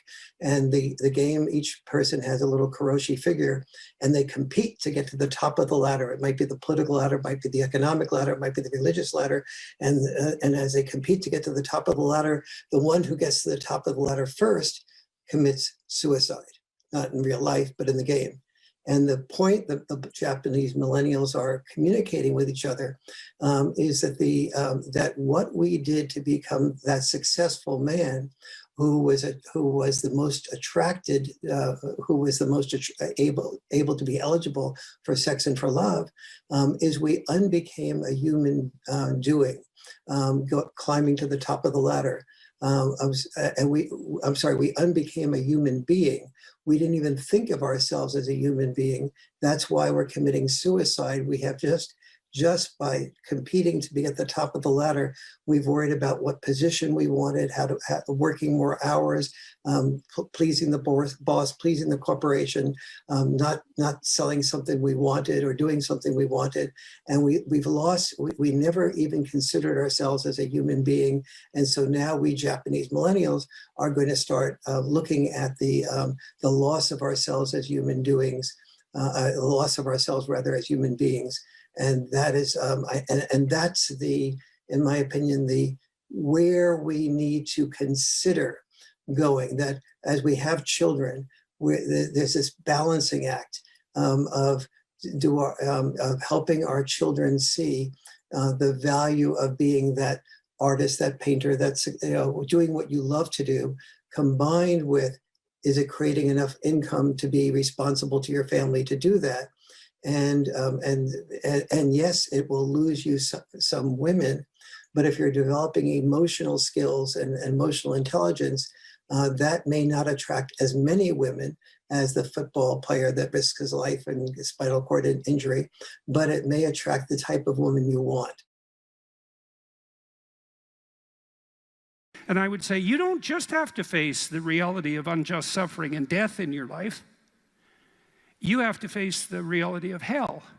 And you might say, well, I don't believe in hell. It's like, well, do you believe in Nazi Germany? Do you believe in the Stalinist Soviet Union or Maoist China or Cambodia? That's hell. And you can assess that more deeply. You could say, well, that's not even hell. That's not as precise a formulation of hell as you might be able to conceptualize. Hell is actually participation in the process that led to the establishment of those countries. And that's something that human beings do. And the fact that we do that is something we have to face. And maybe that's even worse than death. And I think you can make a case for that. I really do. I think there are things in life that are worse than death. There are things in life that are worse than unjust suffering and death. And the things that lead to hell are worse. And you might think, well, I don't have to worry about that. It's like, yeah, you do, as a matter of fact, because you're going to face those things too. And you're going to face that when you face your own malevolence, which you will, and you're going to face that when you face the malevolence of others, including the mob. And some of that's just death and tragedy, and some of it is something far darker and deeper than that. And so, yeah, you face that. And so that's kind of interesting. And then you might think, well, how should you face that? And that's where Tammy's story is relevant. It's like, well, so she went and swam with the sharks. And I wasn't very happy about that because our life has been adventurous enough. I thought, do you really need to go swim with the sharks?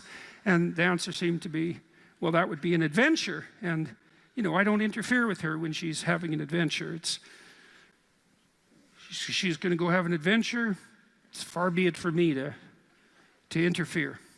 And then she told me, that you had to look the shark in the eye or it would think you're prey. Think, well, what do you have to look in the eye so you're not prey?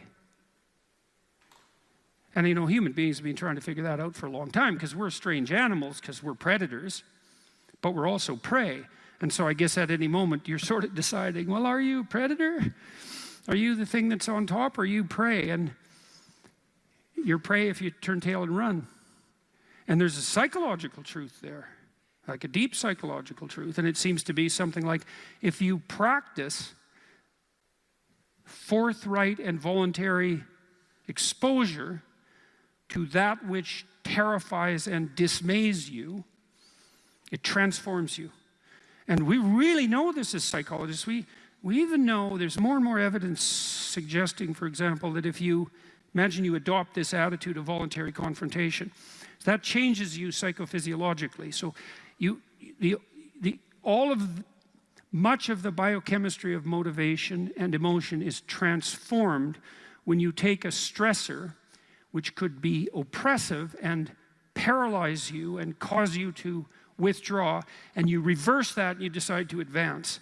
It's like a different spirit inhabits you. And I mean this physiologically. There's a whole different pattern of being that makes itself manifest in you neurologically and psychophysiologically and pharmacologically. So you take it on as a challenge, right? And that transforms you at a cellular level too, because one of the things we've discovered in recent years is that if you do something new and complex, then that turns on that parts of your DNA that haven't produced proteins before will start producing new proteins and reconstruct you from the cellular level up.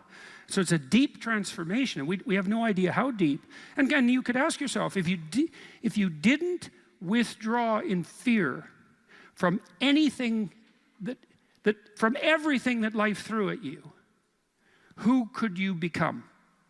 And I would say that's the central religious question in some real deep sense. Are more things thrown at us than we can manage? Well, that's a tricky question, because pretty dreadful things are thrown our way. And you might say, well, that just presents an insuperable barrier to progress. That's not very helpful, because you're alive, here you are, you got these problems to contend with, and if it's an impossible task, then how could you be anything but hopeless and desperate? But then you think, well, wait a second, how would things transform if I took this on as a voluntary adventure? Regardless of its scope, and the scope would include unjust suffering, death, and hell. And that's not just some religious or metaphysical vision. It's like, no, you're actually going to have to contend with that in your life, in whatever way those things make themselves manifest to you personally. That's coming, man. And so maybe you better get prepared. And then the question might be, well, what would happen if you got prepared? And the answer might be, you'd be prepared. And I think the religious enterprise in its deepest sense is that process of preparation. And you might want to even push that a bit farther. You might say, well, not only do you want to get prepared for what's coming your way, but you want to be so prepared that when it comes your way, that it doesn't make you bitter and resentful and tempted by the desire to walk the path that would make all of that even worse. And so you might say, well, if you could really face up to what you need to face up to, not only could you turn yourself into someone that could bear the catastrophe of life and exposure to hell, but maybe you could turn yourself into someone who would still do good even while facing those things. And that's a pretty noble goal, because it's realistic. It's not naive at all. It says, look, man, trouble's coming your way, and it's real. And yet it's possible that you could confront that and still do good in the deepest sense. It's like, well, that's quite something. It would be really quite something if that's true. And one of the preconditions of that would be faith, I suppose. And in some sense, that's what Tammy was manifesting when she went down and swam with the sharks. Faith that if she looked the bloody predator in the eye, that would solve the problem. And then you think too, well, could it be any other way? It's like, well, we have all these problems in our lives, and we could think there's two possible ways of approaching those problems. One would be we just ignore them in the hopes they would what? Go away?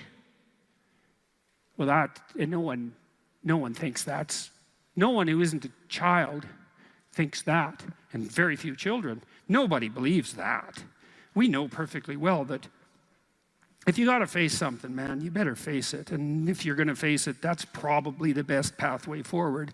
And then you might think, well, what does that mean ultimately? And it might mean something like, face it, you know, as deeply as you possibly can and as voluntarily as you possibly can. And there's an element of faith in that because you have to put yourself on the line.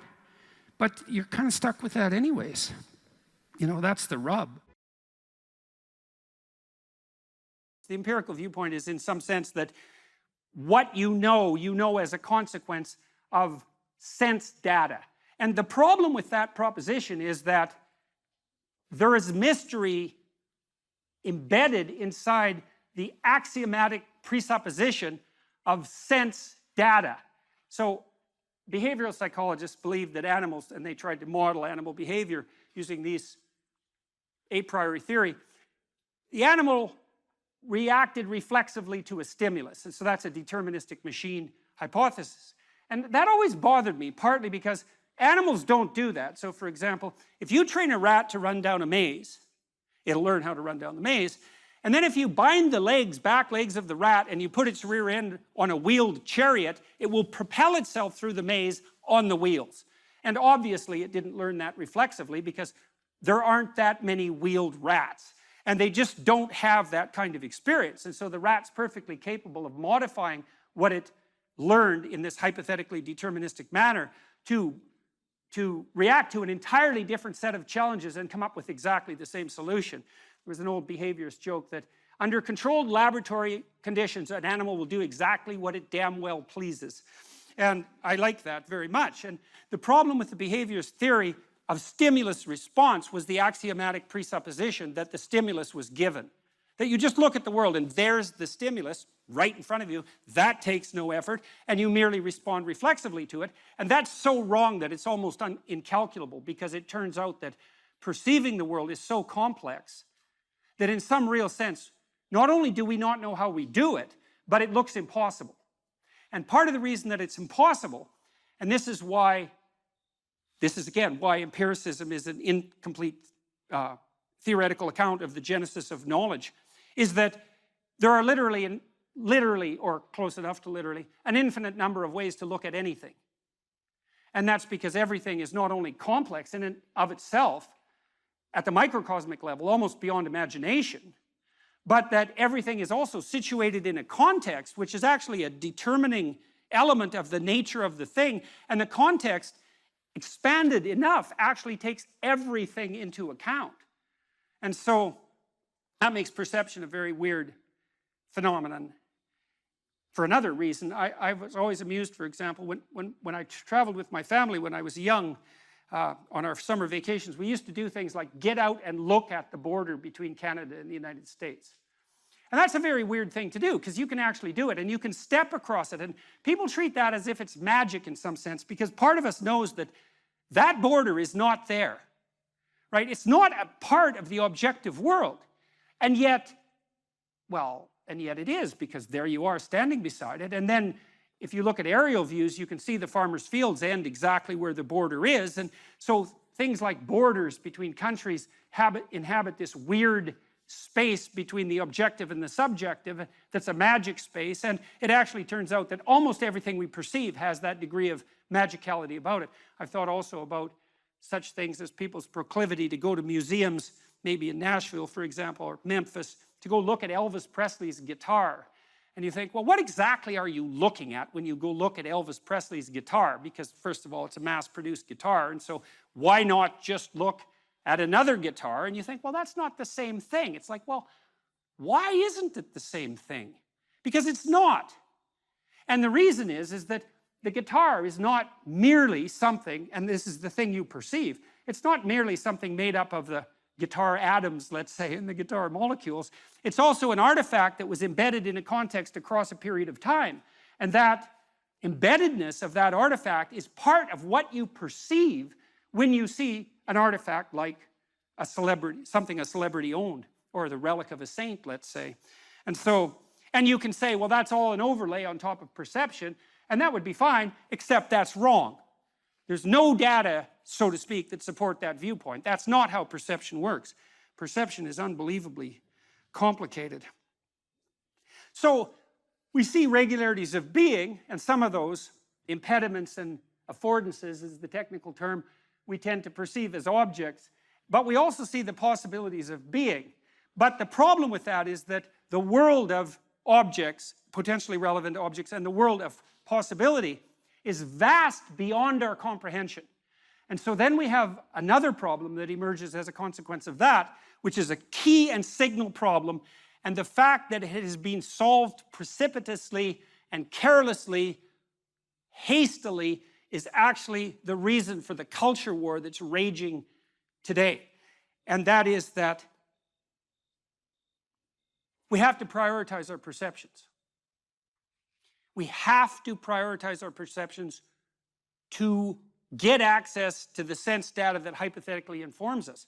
We have to see the world through a system of value. And why would I say a system of value? Well, a system of value is a system of priorities, right? Because to value something is to make it more important than other things that it's being compared to. And why do you need a hierarchy of perceptual priority in order to see? And the answer is, well, you can't see everything at once. And so you can only see one thing at a time. And which thing? And the answer is the thing you think is most important to see at that moment. And then the question is, well, and this is the question, why is that the most important thing to see at the moment? So imagine, this is true in the auditory domain, in the tactile domain, all sensory domains. And you think that perception is a passive action and that we act upon the consequences of our perception, and this is just not true at all. There's no level of the analysis of perception neurophysiologically where you can separate action from perception. So for example, when you're looking at the world, although you don't know this, your eyes are moving back and forth very, very quickly. They have to move. If they stop moving for more than 1/10 of a second, you go blind because you saturate the neurons that you're using to perceive so intensely with the repetitive stimulation that they just shut down. And so at a micro level, your eyes are vibrating like mad, and then there are saccades above that that are still unconscious, that are less rapid and wider, and then voluntarily, you have voluntary eye fields in the frontal cortex, you move your eyes voluntarily to point to what you want to see, and you do that because the center part of your vision is exceptionally high resolution. Each center vision foveal neuron is connected directly to 10,000 neurons in the primary visual cortex, and then each of those 10,000 is connected to another 10,000. It's very expensive neurophysiological real estate, and if all of your vision was as intensely high resolution as your fovea, which is a very small part of your retina, you'd have to have a brain like an alien. When I talked about hierarchies, now it's very important where you are in your hierarchical position with regards to other people in relationship to your mental health. And this is a really important thing to understand because you have an ancient counter in your brain, and that was the point of the biological comparisons, lobsters being one set of comparisons, but not only lobsters. We know perfectly well, animal behaviorists, people who know their neuropsychopharmacology, know perfectly well that the serotonergic system operates quite similarly across most animals with complex nervous systems, and one of the things that it does is track relative status position. And in birds, wrens, which is another example I used, a lot of it is power.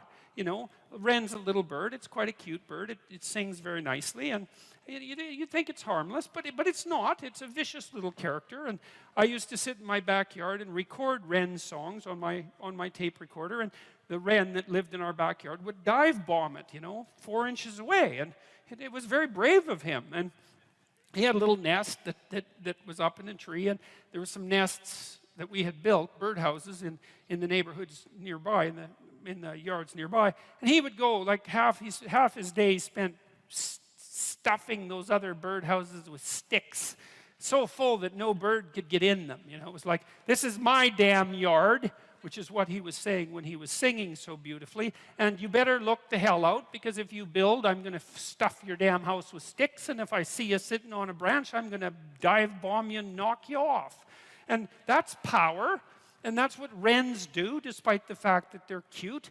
And chickens do the same thing. There are pecking orders among chickens. And virtually every animal, wolf packs organize themselves into hierarchies, and chimpanzees organize themselves into hierarchies. And like, there are rat hierarchies. And hierarchical organization is the rule among animals that live somewhat socially. And even those who don't, that occupy the same geographical territory. There has to be some way of organizing access to relatively scarce resources that doesn't result in chronic combat.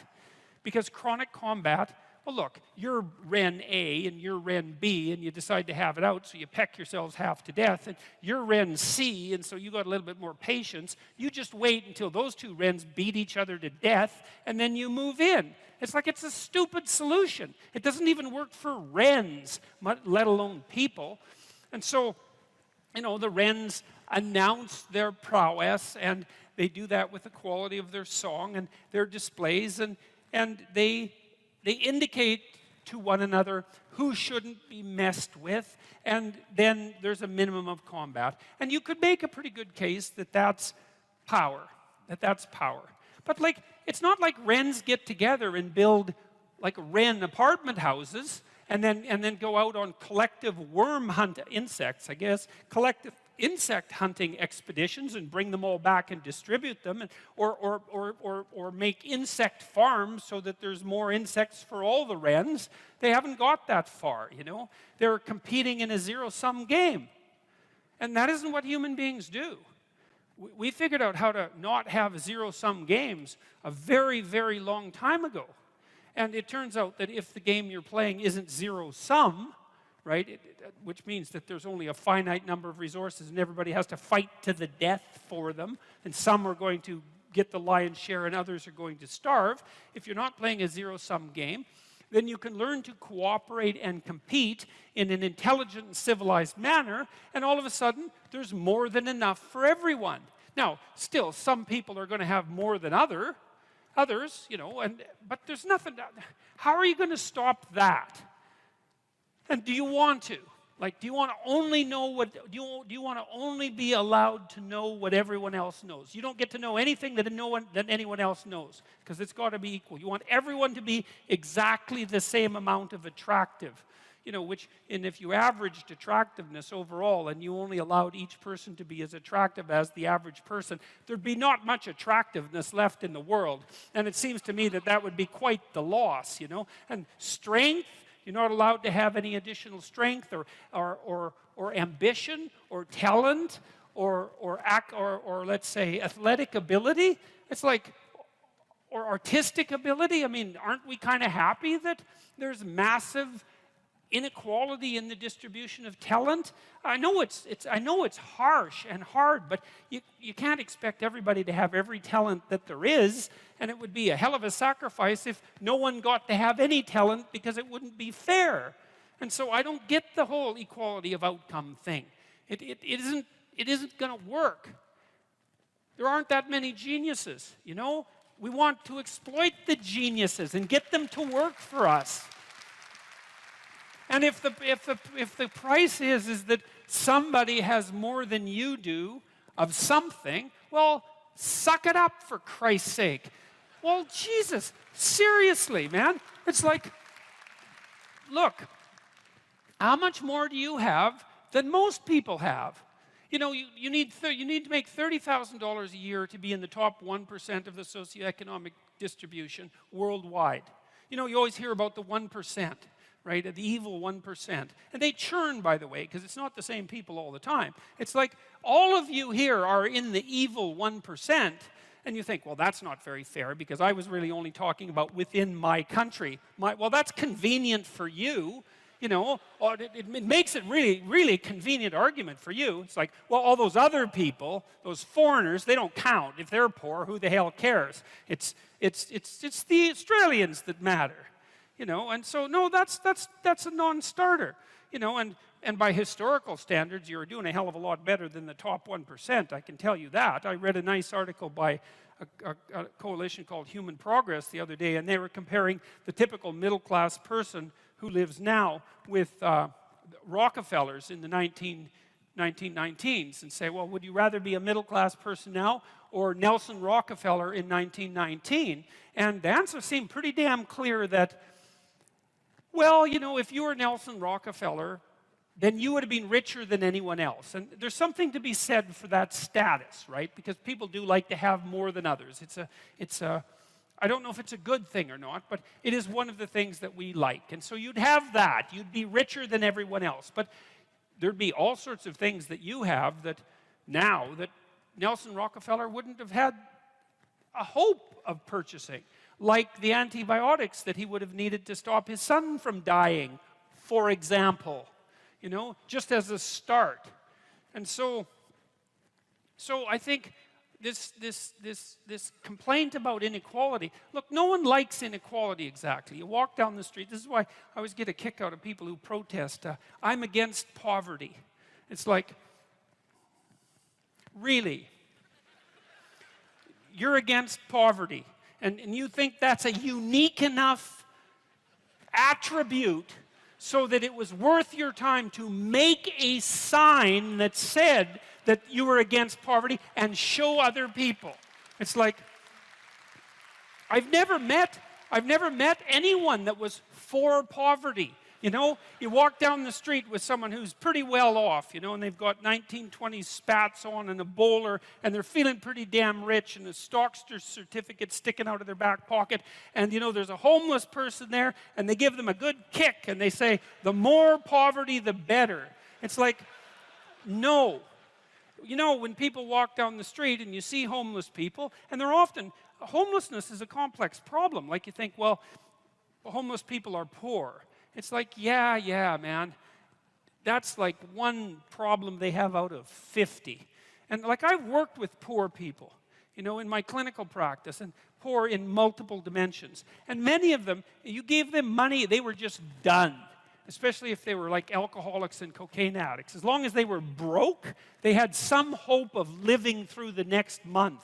But as soon as their unemployment check showed up, man, they were face down in the ditch 3 days later, right? Nothing but cocaine and alcohol with all their idiot friends for 3 days. And then they'd show up back in my practice saying, you know, God, I relapsed again. I said, well, what happened? Well, my money came in. It's like, yeah, money's really going to do you a hell of a lot of good. It'll just kill you faster than poverty. Now, not that there's anything good about poverty, but it's not like these are simple problems. You know, you walk down the street and you see someone who's been an alcoholic for 20 years and maybe they're addicted to methamphetamines as well, or maybe they're schizophrenic. It's like, it isn't unequal distribution of monetary resources that is the primary cause for that problem, and it isn't going to be some sort of straightforward redistribution that's going to fix it, because it's way more complicated than that. And so, and then the whole power thing too. It's like, look, I get it. I get the left wing issue, and I really do. And I think I get it better than the damn left-wingers get it. Because, you know, most of the radical types, they follow Marx, and they say, well, one of Marx's dictums was that capital tended to accumulate in the hands of fewer and fewer people. I called the course Personality and Its Transformations, and I think you could think about that as a restatement of the idea of being and becoming. And that's what you are. You're, for whatever that means, you're an entity that both is and is transforming. And there's a rule that goes along with that, by the way, which is don't sacrifice who you could be for who you are. Which means if you have to choose to transform in a positive direction or maintain your current position, then it's better to transform in a positive direction. So you might even think of that as the core of your being. That's a Piagetian idea. It's a Jungian idea as well. Who are you? You're the thing that transforms who you are. Now, you're also who you are. But on top of that, you're the thing that transforms who you are. And I do think that that's not an arbitrary statement. You know, one of the things that modern universities do dreadfully now is convince their students that value structures are relative, and that's a big mistake. There's a lot of things wrong with that idea, and one of the things that's wrong with that idea is that doesn't include what I just mentioned, which is that's a good moral rule, is you are the thing that is and you're the thing that becomes, and you should put the thing that becomes at a higher place than the thing that is. That means you also have to allow yourself to shake off those things about you that you might be pathologically attached to, habits and people for that matter, ways of thinking, all of those things. You have to allow yourself to shake those off, and that's more like a burning. That's why the phoenix is the symbol that it is, right? It's old and it deteriorates, it bursts into flame, and then it's reborn. It's like, well, do you want to be reborn? It's like, well, that's not the question. The question is, do you want to burst into flame? And the answer to that generally is no, but that's the wrong answer. The right answer is you let all that nonsense burn away. And you know, and you might say, well, I don't know what I should leave behind. And the answer to that is, that's a lie. You know some of the things that you should leave behind. All you have to do is ask yourself. You'll come up with a list instantly of 100 stupid things that you're doing that you know you could stop doing. Some of them maybe you don't know you could stop doing. It's like, well, fine, leave those alone for now. But there's a bunch of things you perfectly know well that you could stop doing that would improve your life. And so do that, see what happens. That's a good idea. All right. So it's personality and its transformations, because partly I wanted to talk to you about what you are as a human being and also as an individual, but also what you could become. And that's actually a crucial question in the domains of clinical psychology in particular, because a lot of what you're doing with people as a clinician is trying to figure out who they could become. That's right. You have a problem, your life isn't what it could be. It's like, fine, let's see what it could be like if we changed it. We'll figure out how to change it. That's got to be a negotiated dialogue, right? Because like, I don't know what the hell you should do with your life. I can help you figure it out, maybe we can talk about it, but you are the person who has to decide if the things that you're aiming for, you know, get you out of bed in the morning, because that's at least one of the crucial issues. So you got to specify the goal, and then you got to specify the transformation processes and start practicing them. And you have to understand that you're going to be bad at it, but it doesn't matter, because bad's fine. Persistent is what you need to be. If you persist with tiny improvements, if you persist, you win. So okay, so in a broader context, you can think about this as a more fundamental ontological question. So one question is how you should act in the world. The other question is, well, what is the world? And that's a complicated problem. This is a scientific answer to that question, and that is that the world is a collection of objective phenomena, and that's a very powerful perspective. And we have a good method for determining what the world is like as a collection of objective phenomena. And that's made us very technologically powerful, and so more power to us and all that, but leaves a question unanswered. And the question is, well, the world isn't just a place of objective phenomena, because it's not a panoply of inert matter. It has living conscious creatures in it, and they're a different order of being. And the fundamental issue for conscious active creatures is not what is the world from an objective perspective, but how it is that you should conduct yourself in the world. And there's a kind of unbridgeable gap between those two domains of inquiry. And I think the reason for that is that the scientific method removes value from its descriptions. That's actually what it does. And so once you're left with value-free descriptions, it's very difficult to extract out a value proposition from them, because that's the scientific method removes the value propositions. You're supposed to be left with only that which is objective, right? And value propositions are in the domain of the subjective. So I think the idea that you can derive what you should be or do from a collection of facts is flawed, A, because the collecting the facts themselves gets rid of the value structure, but B, there's an infinite number of facts, and so how are you going to pick which ones should guide you? You can't. You have to do something else. The facts do not tell you what to do with the facts. You need something else to help you figure that out. Well, it's come to me over the years that that's what the narrative cognitive framework does. It's the framework that we use to specify how we should act in the world. And so you could divide the world into the world as it is and the world as perhaps it should be. That gives you some direction, and you need that, and we know this technically, right? You need direction. The reason for that is it's direction that produces primary positive emotion. And so if you need positive emotion to move through life, which you do, because you can't even move without positive emotion, and also positive emotion is a good bulwark against terror and pain. If you need those things, then you need direction, you need a goal, you need a value structure. So that doesn't seem particularly disputable to me. You could still say, well, what value structure? It's like, okay, fine, that's a good question. But I was, you know, I've thought a lot about that too. So if we're going to adopt a value structure, there's a couple of rules that go along with it. And this is why the bloody postmodernists are wrong, as far as I can tell, is A, it can't just be my value structure, because I'm stuck with you. And we're both stuck with all these other people. And so if I'm going to lay out a value structure, which is a way of interpreting the world, let's say, and there's an infinite number of potential ways of interpreting the world, it's like, yeah, fine, no problem, except that I have to interpret the world in a way that I can use while I'm dealing with you, and while the two of us are dealing with everyone else, and while all of you are dealing with everyone else. And so that's the Piagetian game proposition. If you want to be a popular kid on the playground, you better play games that other people want to play. That's a brilliant, brilliant, brilliant observation. And I told you that Piaget was trying to heal the rift between science and religion, and that's one of the things that he did that he thought helped do that. The question is, well, where do moral judgments come from? Well, they emerge as a consequence of consensus, and it's a bounded domain.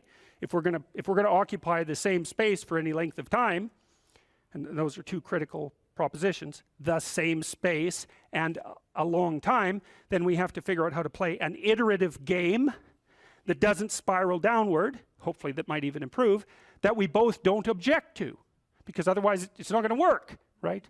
You'll walk away and play another game, or the game will disintegrate catastrophically. So there's massive social constraint on what constitutes an appropriate frame of reference. So much for the relativist argument. And then there's another issue that's equally relevant, and it's associated with the idea of objective reality to some degree, but that's not exactly correct, because it's not exactly objective reality. Let's say that you and I decide to occupy the same place for some substantial amount of time, and we figured out how to solve the problem of being together. But you and I still have to figure out how to solve the problem of being together in a manner that doesn't make the world object too much. And it isn't just other people, although that's a huge part of the world. You want them to not object. You may even want them to support you. That would even be better. But you also have to deal with the tendency of matter to object. Because so your mode of being in the world, your interpretive framework, as a description of how you should act, is actually the laying out of a strategy that will produce the ends that it predicts, which are the things that you want. So this is the pragmatist perspective. This was worked out by William James and his people back in the late 1800s in New England, the only genuine brand of American philosophy. And what the pragmatist said is, how do you decide if something's true? The answer is, how the hell can you? You don't know anything. Well, that's true, but that isn't helpful, because there you're stuck with the problem of how to be in the world. Well, so what you do is you lay out a mode of interpretation that has an endpoint. And then you run the mode of interpretation, embodied, right, because you act it out. And if it doesn't produce the outcome, then it's not, well, let's say, true. The claims within it they're not true by the definition of the game itself. So you might say, well, you're a kid on a playground. You want to play a game. One of the implicit demands is that the game is fun. If it's not fun, it's not worth playing. So you play it for a while, and then you see, well, was that fun? If the answer is yes, then you keep playing the game. You say, well, that game it's good enough, it's accurate enough, it's true enough. And so you lay out interpretations in the world, and they're subject to massive constraints. Other people have to go along with them and cooperate with you, because if they don't, then look the hell out, like it's a major, serious, non-trivial constraint. And then the other thing is, well, social proof isn't good enough. It also has to work in the world outside of the social world. You know, so if you have an illness and you have some hypothesis about how to construe it, you might say, well, is my understanding of the illness correct? Well, it implies that I take these actions. Well, how do you know if it's correct? Well, you take the actions, and if the illness gets worse, then by the definitions that are implicit in the framework of reference that you're using, you've made an error. And so there's no relativism in that. You could still say, well, there's a lot of potential solutions to any potential set of problems. It's like, yeah, there's lots of different ways to play chess on a single board. Right, but that doesn't mean that any old solution is as good as any other solution. It doesn't mean that at all. So, okay, so then we're looking at things two ways. We're trying to figure out, well, how does the world present itself, and then how is it that you should act in it? And so, well, there's other constraints on the mechanisms of interpretation that you place in the world. So we could say, well, you're constrained in your interpretations by the constraints that other people place on you. But there's internal constraints as well. We talked about those mostly from a biological perspective, because you could also regard yourself in some sense as a loose internal society. And that's sort of a psychoanalytic dictum, right? You're a collection of sub-personalities, or you could say you're a collection of sub-routines. I don't care how you formulate it, but you're a unity, but you're a unity that brings together a plurality of subcomponents. And part of the constraints on how it is that you lay out your interpretation of the world is that you have to satisfy those internal subsystems, right? So you're the ego, but it's more like you're the captain of a ship full of people who are rowing. You got to keep the people rowing. You're not tyrant. You're not omnipotent tyrant of your own destiny. You're constrained by the nature of your own being. And so you have to provide yourself with food, and you have to provide yourself with shelter, and you have to provide yourself with water, and all of these things. And those are demands that are laid on you by the nature of your internal processes. And of course, how they lay themselves out as demands and what the appropriate solutions to that is, to those problems are, is debatable infinitely. But you can see the constraints stack up. You have to satisfy your internal constraints. So they have to be brought into a unity. That seems to happen, at least in part, between the ages of 2 and something like between the ages of birth and 4 years old, maybe even 2 years old. You bring yourself together into something that's sort of functioning as a unity. Then you have to turn that unity into a unity that can function in the social world with increasing breadth. And that unity in the social world has to be a unity that can function inside the natural world. It's something like that. So you're stacking up these games into a hierarchy of increasing complexity. And one of the questions that emerges from that is, well, what should be at the top of the hierarchy? If it's a hierarchical structure, it has to be a hierarchical structure because some things have to be worth doing more than others, or you can't act, which is another thing I really don't like about the postmodernist ethos, because it claims that value structures are there to eliminate, to exclude and oppress, and never once notices that, well, yeah, fair enough, but value structures are also there so that you know which way to walk, because you can't figure out which way to walk without saying that that direction is preferable to that direction. So you're stuck with the damn things. And they do exclude. Obviously, category structures exclude. The question is, if you're going to have a value structure, how is it that it should be constituted? Well, we already described some of the constraints. Like if your value structure is perfectly functioning except that you don't get enough to eat, that turns out actually to be a fatal problem, right? And it might be, you can run into all sorts of fatal problems. You're too lonesome. Well, it means let's say that your value structure is too narcissistic. There's lots of reasons to be lonesome, but that might be one of them. Or you're too timid or something like that. Like you're going to be informed by your own internal biological mechanisms when the value structure that you're laying out in the world is insufficient to keep itself propagating across time. And some of that's just you, and some of that's other people, and some of that's the natural world. Constraints galore. And so in the face of all those constraints, it's absolutely unreasonable to say any old solution goes. Just try it. Generate a random solution. Run it as a simulation in the world.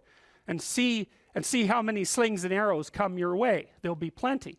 And you might say, well, I don't care about slings and arrows. It's like, yeah, no. That's a claim you don't get to make. So, okay, so you're being informed internally as to the nature of your value structure. You have to specify where you are. You have to specify where you're going. You have to integrate all your underlying biological mechanisms into that schema. It's something I think that's actually kind of weak about the Piagetian ideas, because Piaget, I'm a great fan of Piaget, but Piaget tended to think that the child came into the world with nothing but a set of reflexes. I mean, that's his technical claim, and that you bootstrap off those reflexes, and I think it underestimates the degree to which the child comes into the world as an already prepared unit. And I mean, he just thought of those things as so self-evident that you don't need to talk about them, but that's actually not true. You do need to talk about them. We know, for example, that if you provide children with food and shelter, and adequate food and shelter, but you don't interact with them socially, almost all of them die in the first year, right? It's not optional. Touch is not optional for children. Attention is not optional for children. Play is not optional for children. So it isn't just like, well, the child comes into the world with a set of reflexes and can adapt to any old environment. It's like, no, the environment has to be structured in a certain way or the child will die. And it's very interesting when it comes to things like play and touch, because you wouldn't think of those as fundamental necessities, right? But it turns out that they are. If you deprive a child badly enough of play and touch in the first 3 years of their life, even if they survive, what comes out at the end of that is often something that's like barely recognizable as a functional human being and cannot be repaired after that point. And that experiment was done with Romanian orphans back in the 90s. So it was an ugly situation, to say the least. Okay, so now you take these underlying biological systems and maybe they aggregate themselves into something that vaguely looks like your temperament, your 5 temperamental dimensions. So maybe if you're an extrovert, you're dominated by the dopaminergic system, just like you are if you're high in openness. And if you're high in neuroticism, it's mostly that you're dominated by anxiety systems and systems that mediate emotional pain. And if you're agreeable, you're dominated by the function of the underlying maternal/care affiliation systems. But so you could say, well, you've got these loose, you've got a multitude of fundamental biological predispositions that manifest themselves as implicit stories, something like that, and they organize themselves into the primary temperaments, and the primary temperaments are biasing factors that determine in part the nature of the interpretive structure that you're going to lay out in the world. It's not entirely determined by your temperament. We know that personality is only predicting, something like, let's say, 10% of the variance in most complex social outcomes. And the other elements are, well, temperamental as you might be, you still have to get along with other people and the world. So you come in with these internal biases, but they still have to be modified extensively by your social and your natural surround.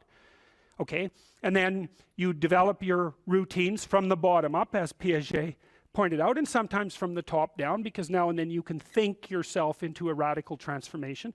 But mostly what you're doing is building the micro units of your interpretive schemas and your behaviors and aggregating them into higher order structures that you can then tag with higher order abstractions. And we talked about that. You can't tell a 3-year-old to clean up his room. And the reason for that is those are empty boxes as far as the kid's concerned. Clean? He might have room, he might have that. Clean he doesn't have. He might have pick up the teddy bear and put it in that space, right? So that's one of these little micro routines. And maybe you say, you put 20 of those micro routines together and now you can say, clean up your room. And basically what you're saying is, implement the 10 micro routines that you've learned. And so a well-functioning personality has all the micro routines in place. That's actually something that you help people with if you're a behavioral therapist, because one of the things you assume if you're a behavioral therapist is that sometimes the reason people aren't doing things is because they don't know how. Sometimes maybe the person's depressed but potentially high functioning. They got all the damn micro routines. They're well socialized. They're just dormant. You got to get them awake again and implementing them. But sometimes you get someone in your practice, say, who's just been neglected like you cannot believe, right? The parents never paid any attention to them, or maybe just punished them every time they did something good. That's really fun. And then, they didn't make friends, and so they're really, really vague and poorly articulated. And so then what you do is you work at the bottom of the micro routines and get them to practice building up all these little attributes that they didn't build up. And one of the things you can think about in terms of character development is, so now maybe you understand something about your own personality. You might say, well, what could you do to improve your personality? And the answer is, develop some of the micro routines on the other side of the personality distribution.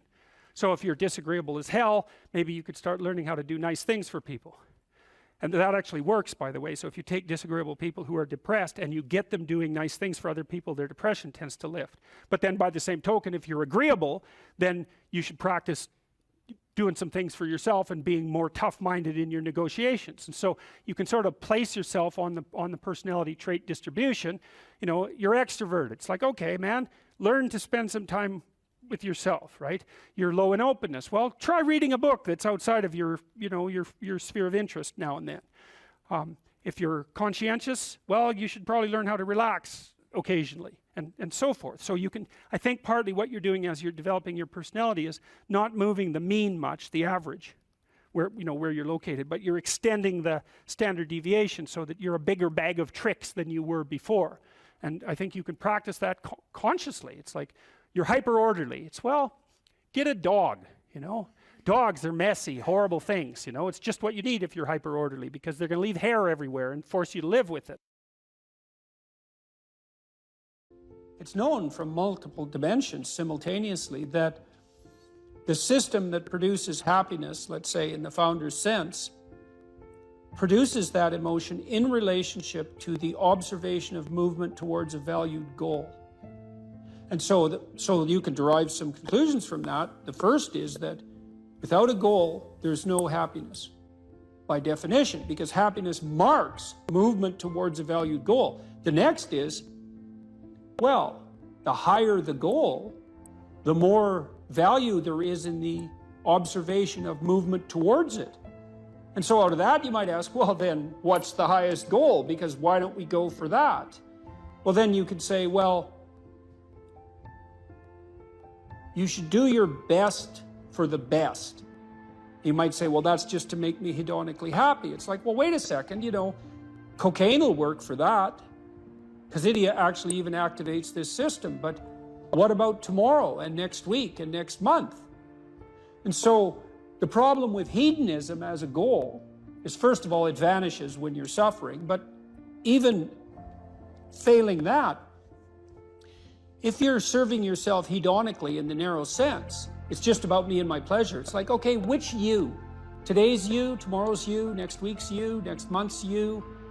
What about next year, 5 years from now, 10 years from now? You're going to lead a hedonic and dissolute life, and what are you going to be, a burnt-out shell and a wreck, a dismal wreck in 10 years? Because that's what'll happen. And so if you don't construe yourself as a community stretched out across time, then you're not even serving yourself. And if you do construe yourself as a community stretched across time, then serving other people and serving yourself turn out to be exactly the same thing. I just did a course on the Sermon on the Mount, and Christ, in one of the sections of that sermon, he says to people that you shouldn't lose your saltiness, you shouldn't lose your savor, and you're the salt of the earth, and without that salt, everything loses its flavor. And salt is a preservative, and it's a spice, and that's often conceptualized, that phrase, as referring to the salt of the earth, you know, the solid, reliable types who bear all burdens. But that is not what it means. I looked at a lot of different translations. I talked to a lot of people about that verse, and really what it means is, well, there should be some spiciness and unpredictability and humor about you. And there should be some play in the system, right? Because that's what stops you from just being the narrow, dead, past letter of the law with no spirit. There should be some snake inside the tree, right? There should be some fire inside the bush. Those are all ways of construing that are symbolically equivalent. There should be some dynamism in you, and a fair bit of that's associated with, well, enthusiasm. That's fun, but enthusiasm means to be imbued with the Spirit of God. That's why people like comedians so much too, because that's what they do. And so you have to leaven the duty with humor, and your book does a lovely job of that too, because your book, which is a very conservative book in the best possible way, and is a call to duty and responsibility, but you constantly return to themes of both stoicism and humor, which are tied together in some sense, you know. I was just in Newfoundland for the last week doing a documentary there, and Newfoundland's a rough rock, and it's beautiful and harsh, and the people there are tough and resilient, man, because they had to be. And Newfies have a great sense of humor, and they're always making fun, and that's a necessary leaven, right? That ability to deal with serious matters with a light touch, and it's something I'm trying to learn to do more and more, even in the most serious of conversations, you know, too. Because if you're a master, you've got both. You've got that light touch and that sense of humor. You really see that in military people who've been through rough situations.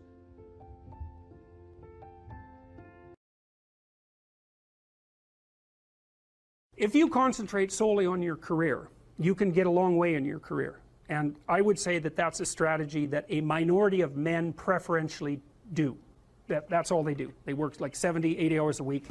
They go flat out on their career. They're staking everything on the small probability of exceptional status in a narrow domain. But it's hard on them. They don't have a life. It's very difficult for them to have a family. They don't know how to take any leisure activity. Like, they get very one-dimensional. Now, it may be that that unidimensionality is the price you have to pay to be exceptional at one thing, right? Because if you're going to be something like a genius level mathematician and you want to do that for, or a scientist, say, it's like you're in your lab all the time, you're working 70 hours a week or 80 hours a week, you're smart, you're dedicated, you're unidimensional, and that's how you get to beat all the other people who are doing that. It's the only way. But the problem is you don't get a life. Now, if you love being a scientist and you have that kind of focus of mind, well, first of all, you're a rare person, and second, you're going to pay for it. But fine, more power to you. But it's a risky business to do that. You sacrifice a lot for it. You know, and I would say most often, if you're speaking about having a healthy life, that isn't what you do. You spread yourself out more. So, you know, you have a family, you have some things that you do outside of work that are meaningful to you and useful. You have a network of friends. Well, those 3 things alone, or 4 things alone, are plenty to keep you well oriented. And then if one of those things collapses, you know, everything doesn't go. Now, the price you pay for that is the more you strive to optimize that balance, the less likely you are to be fantastically successful at any single one of them. But you might have a very, you know, if you consider your life as a whole, that might be a winning strategy. One of the things Carl Jung said, I really liked this. He thought that men went after perfection and women went after wholeness. There's something different at the top of the value hierarchy. So perfection would be stake it all on one thing and look for radical success. Not that all men do that, because they don't, but we're talking about extremes, at least with regards to the men that do that. The wholeness idea is more like, well, it's like I want one thing in my life to be 150%, or I want 5 things in my life to be 80%. Well, there's a lot more richness in a life where you have 5 things operating at 80%, but you're not operating at any of them at 150%. So, and I really believe this because I've watched men and women go through their careers now for a long period of time, and one of the things that, there's lots of things that produce this, but one of the things that I've noticed is that mostly women in their 30s bail out of unidimensional careers. They won't do them. They won't put in the 80 hours a week that they would have to put in order to dominate that particular area. And it isn't, the reason that they won't do it is because they decide it's not worth it. And no wonder, because why would that be worth it? You have to ask yourself that. It's like, well, you want to be an outstanding scientist. It's like, okay, really, that's what you want, because that means that's what you do. Because you're competing with other people, you know, they're smart, they're hardworking, and if you want to be at the top, you have to be smarter and work harder than any of them. And working hard means working long hours. I mean, it also means working diligently, but in the final analysis, it's also an additive issue. If I'm smart and hardworking and I can crank out for 70 hours a week, and you do it for 30, it's like, in 2 years, I'm so far ahead of you, you will never, ever catch up. So, anyways. And I think partly, maybe part of the reason too that women are oriented that way more than men, I think there's 2 reasons. One is socioeconomic status does not make women more attractive on the mating market, but it does make men more attractive. And the second is women's time frame is compressed, right? Because guys can always say, well, I'll have kids later. And they can say that till they're like 80. Whereas women, it's like, no way, man, you got to get it together by the time you're, let's say 40, but really probably by 35, but definitely by 40, because otherwise it ain't happening. And that's bloody dreadful. One of the common routes to extreme unhappiness is to want children and not have them. I wouldn't recommend that. You know, you see couples who are in their 30s. 1 couple in 3 over the age of 30 has fertility problems. That's defined as inability to conceive after 1 year of trying. 1 in 3. So it's worth thinking about, because people are very, very unhappy if they want to have kids and then they can't. Man, you're in the medical mill for 10 years if that's what happens to you. We've got a hypothesis that we're still working out that's supported to some degree by the relevant literature. So imagine that you're looking for a stable partner, right? So you might think, well, what do you want in a stable partner? And at least in principle, one of the things you don't want is too much mismatch between you and that person on the 5 fundamental dimensions. So for example, if you're really extroverted and you have a really introverted partner, you're going to engage in continual conflict about how much social activity the two of you should subject yourself to. And it's very, very difficult for people who widely differ on those dimensions to come to consensus, because it's not just a matter of opinion, right? It's really a matter of different, if you're looking at extremes, of really different types of people. And the thing about introverts is they just don't enjoy large-scale social interaction that much. One-on-one they're often fine, but in a group they don't like that, and it tires them out. Whereas a real extrovert, it's like you isolate them and they just wither on the vine, because a huge part of what actually motivates them in a positive way is tangled up with social interaction. And so if you're an agreeable person and you have a particularly disagreeable partner, you're also going to run into problems, because the agreeable person will say whatever you want, whenever, and the disagreeable person will say, well, I'd like to know what the hell you want for a change, and be much more harsh and much more demanding in the situation. And the agreeable person is going to find the disagreeable person harsh and unpleasant, and the disagreeable person is going to find the agreeable person wishy-washy and unable to stand up for themselves. And again, that's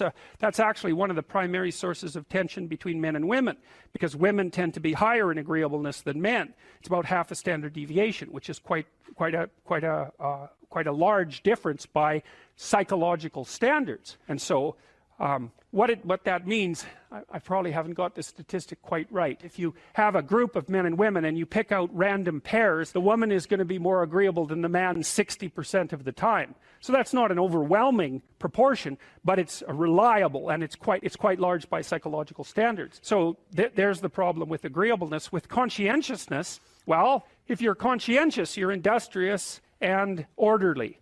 And orderly people seem to be sensitive to disgust, which is something we'll talk about in detail later.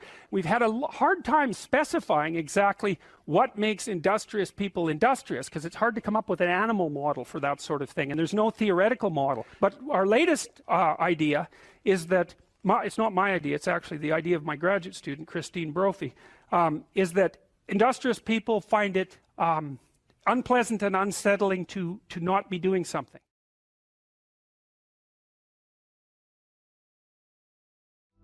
You say you are morally obligated to do remarkable things. Mm-hmm. Why? Well, I think partly because life is so difficult and challenging that unless you give it everything you have, the chances are very high that it will embitter you, and then you'll be a force for darkness and not good. And so, the fact that life is short and can be brutal can terrify you into hiding and avoiding. You can flip that on its head and understand that since you're all in anyways, you might as well take the risks that are adventurous. There isn't anything more adventurous than the truth. So why is that a moral obligation? Well, if you hide and you don't let what's inside of you out, and you don't bring into the world what you could bring, and you become cynical and bitter, you will start doing very dark things. Not only will you not add to the world what you could add, but you'll start being jealous of people who are competent and doing well and work to destroy them. So that's the pathway to hell, really. We need to separate out the distinction between fantasy and delusion. You do have a fantasy about the future. So you have to provisionally map the future. That's what a plan is. That doesn't make it a delusion. Like, it becomes a delusion when the map bears no relationship to the underlying territory. So if you have a strategy for the future, maybe let's say that your strategy for the future is that you have 5 million YouTube subscribers in 3 years. Well, you have no evidence of the strict sort that that's how it's going to be, because anything could happen between now and 3 years from now, let's say. But there's no reason to call that a delusion. It's one hypothetically possible path of potential, and then you can make the sacrifices necessary to bring that about. So even though it's a fantasy because it maps something that isn't there, it's not a delusion. It's a delusion when you're ignoring elements of your own experience that would inform your fantasy more effectively. You're ignoring them so that you can live in a positive representation of the future without having to pay the appropriate price for it. The ultimate ideal is also the ultimate judge, because the ultimate ideal is something against which you fall far short. And that might be so painful that you can barely stand it. But then what you do is two things, I suppose, is you lower the ideal and you raise your estimation of your potential. And what do I mean by lower the ideal? Well, if you're comparing yourself to someone or even to a future self, and the gap is so painful that it paralyzes you, then you've created a dragon that you don't have the tools to master. And so what you have to do is you have to scale the dragon down to size. And you want to scale the dragon down to size until it's a size that you are willing to move toward, however small that is. Now, you know, if you're here and your ideal is here and that gap is unbearable, then you reduce the gap and you reduce the gap. And you're going to have to do that anyways, because you're not going to move from where you are to perfect in one fell swoop, right? There's going to be incremental steps. So you have to fill in that hierarchy of progression with a high enough resolution representation so that you can start to move forward. There's another gospel comment that's very interesting. It's called the Matthew principle. And the Matthew principle is, to those who have everything, more will be given, and from those who have nothing, everything will be taken. Now, it's brutal because it implies that reality works like this. When you're moving up, you go like this, right? And that's pretty nice. That's a lot better than this. But when you're going down, you go like that, right? It's like downhill, downhill, cliff. Okay, so you want to avoid the downhill path. Well, if the uphill path is like this, which is like exponential, let's say, or geometric, then what that means is that it doesn't matter how big the first steps you take uphill are, even if they're trivial, even if they're shameful in their size, because you're so useless. If you're disciplined in that, you'll speed up extraordinarily rapidly. And so that's the good news, you might say, is that you can take very small steps, even ones that might be shameful in their size, and you have to admit that to yourself. But once you get the ball rolling, it doesn't roll in a linear fashion, it rolls in a geometric fashion. And this is a really good thing to know, because it can take the sting out of the realization of your own stupidity. It's like, yeah, you know, everybody has their weak sides, let's say, things they're embarrassed about. When I first started going to the gym, I was like 23, and I think I weighed 135 pounds, and I was 6'1", very, very thin, 27-inch waist, something like that. And I smoked like mad, and I drank too much. Like, I wasn't in good shape. The first attempts forward I took in the gym, I went to this swimsuit class. Jesus, it was me and this like really fat guy, young guy, probably not in any worse shape than me, and like 7 old women over 70, and they could outswim me. Like, it was pretty damn humiliating. And so I did a semester of that and got myself in somewhat better shape. And then I started to go to the gym to work out, to lift weights. And that was also rough because, you know, I'd be underneath the bloody bench press trying to lift 75 pounds off the rests. And, you know, some muscle-headed bastard would come over and tell me how to do it. And it's like, yeah, thank you. But you know, it's embarrassing, and lots of times people won't do things like go to the gym because they're so embarrassed about how they look or what sort of shape they're in. And it's a pain to start at the bottom, but you start at the bottom where you're weak. And if you want to rectify what's weak, you have to accept the fact that you're at the bottom and that the first steps are going to be painful. You know, it took me about 3 years, but I stopped smoking, and then I stopped drinking, and I gained 40 pounds of muscle in like 3.5 years, something like that. I basically had to stop doing that because I had to eat like 6 times a day. It was crazy. But I got a lot more physically confident and a lot more coordinated. But the point of all this is, if you're going to rectify your weaknesses, you have to admit your insufficiency to your own shame. Now, if the gap between you and your ideal is so great that it paralyzes you, you shrink that. Things will beckon to you and call to you, and you'll have intuitions about which pathway to take. And you will, in all likelihood, follow those, because what else do you have? You have these orienting instincts. This is another reason why you don't lie. Because if you lie and you practice lying, you pathologize your instincts. And then your intuitions lead you wrong. You don't want to lie because you program yourself falsely, and then you automatically see what isn't there. And then, of course, the world will slap you in the face continually, and you'll think, oh my God, the world's such a pathological place. When the truth of the matter is that, no, you just keep running into things that you refuse to see. And then you think, well, the world's made of nothing but obstacles. It's like, well, you put the obstacles in your own path, and you did that by developing these complex, self-serving delusions, a story that you tell other people about who you are that isn't true.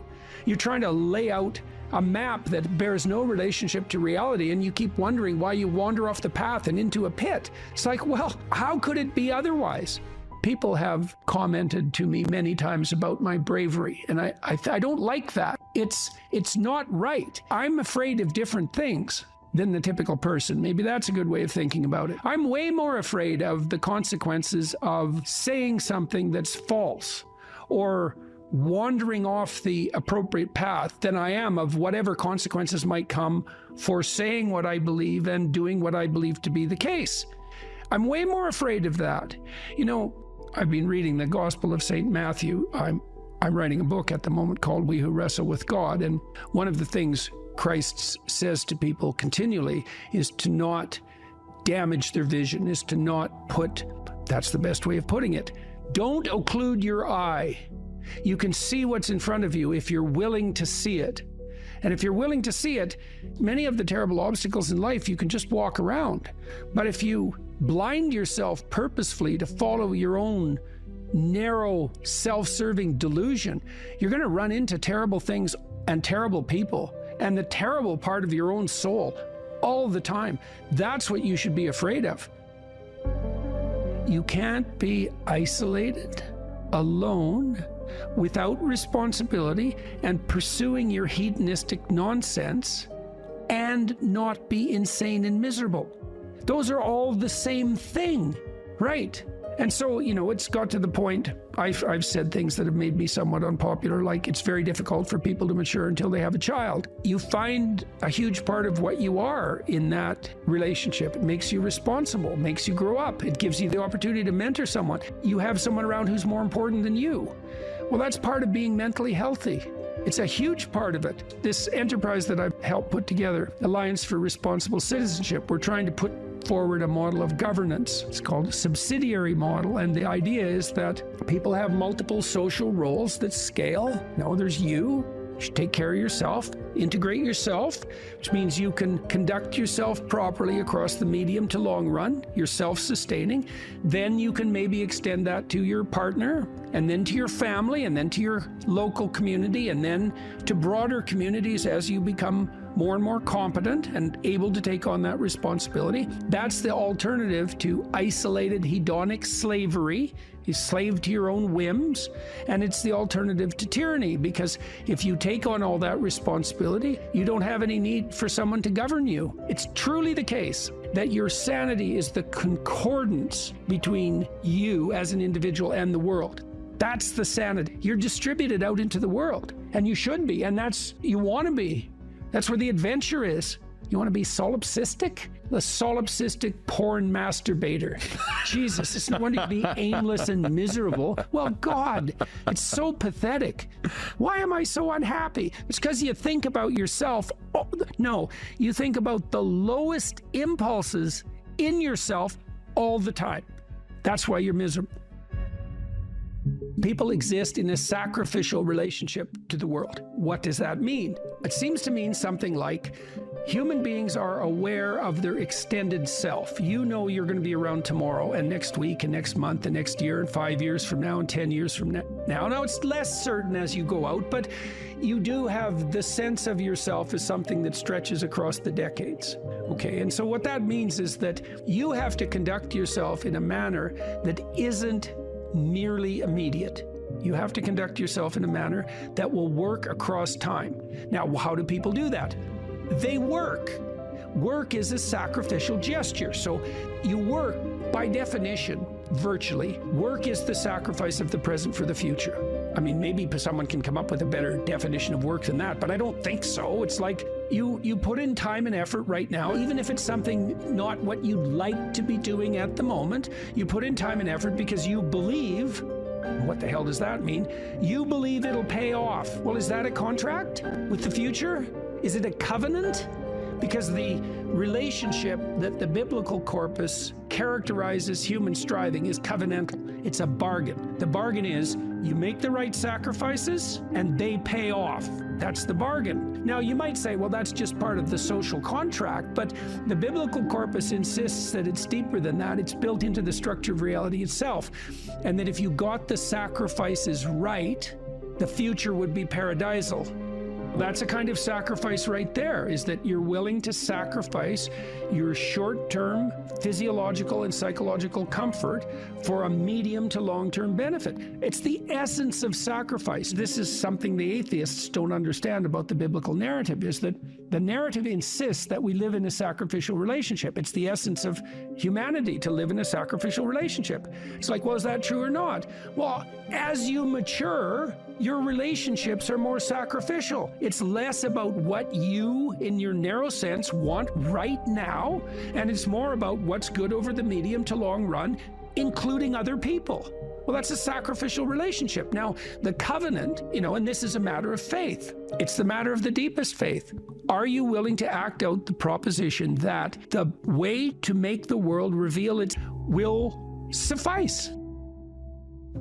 There's technically two different forms of reward. There's consummatory reward. That's what an orgasm is. It's consummatory reward. It brings the behavioral and perceptual sequence to a halt. It ends it, right? At the climax, it ends it. But then it's over. That journey is over, right? Then there's the dopaminergic reward, and dopaminergic reward is evidence of advancement towards a goal, right? Okay, so there's a corollary to that. Well, how do you become optimally engaged? Because dopamine facilitates engagement and focus, which is why drugs like amphetamines can be used for kids who are attention deficit disorder. You tap up the dopamine response, they lock on, right? Okay, so they're locking on to a goal-directed pursuit. The problem with amphetamines is that they can lock you on so hard you can't get out of the frame. So like kids on amphetamines will obsess, for example, about cleaning up their closet. They can't switch to the next activity. Okay, dopaminergic reward is reward that's accrued in relationship to a goal. Okay, so what's an implication of that? Well, pursue the highest possible goal. Well, why? Because the kick from advancement is higher. Now, you have to balance that. It can't be, you have to advance, right? Because imagine the reward's got two components. Number one is you're moving towards something valuable. Okay, so you want it to be as valuable as possible. Okay, but you have to be moving. You need something extremely valuable that you can move towards. Okay, so part of the reason that you establish a relationship with God, let's say, is because that's what sets the upper bound to your vision. It's like, I want things to be the best they could be. That's a vision of paradise. Well, that has to be fractionated into, your proximal decisions, but lurking behind that should be this continual movement towards, what would you say, a heaven that recedes as you approach it. That's the proper vision of heaven. A heaven is a place that's perfect and getting better, both at the same time. That's what music shows you, because a great piece of music is perfect, but it's just getting better as it unfolds. And you need that. This is part of the problem with a static utopian vision, something Dostoevsky criticized. If you gave people nothing but consummatory reward, he famously says, so that they can do nothing but sit in tubs of hot water, eat cake, and busy themselves with the continuation of the species, human beings would break that all to hell in a moment just so they have something interesting to do. If you run yourself through a disciplinary process, so you accomplish something, maybe you don't attain the goal you were aiming at, but you accrue a new way of looking at the world and a set of skills. Well, if you just keep doing that, you have multiple ways of looking at the world and more skill. Well, that's your storehouse of treasure. As you walk through life in your normal mode, things will call to you. And if you pursue them, they will take you deep. It doesn't really matter what it is that call. What matters is that you pursue it, and you pursue it to the depths. And as you pursue it to the depths, you will become transformed. And if you do that without reservation, that will turn you into the person who frees the slaves and opposes the tyrants. And that is how it works. That's the call. And that can happen in any direction, virtually any direction. You just have to pursue it with sufficient faith.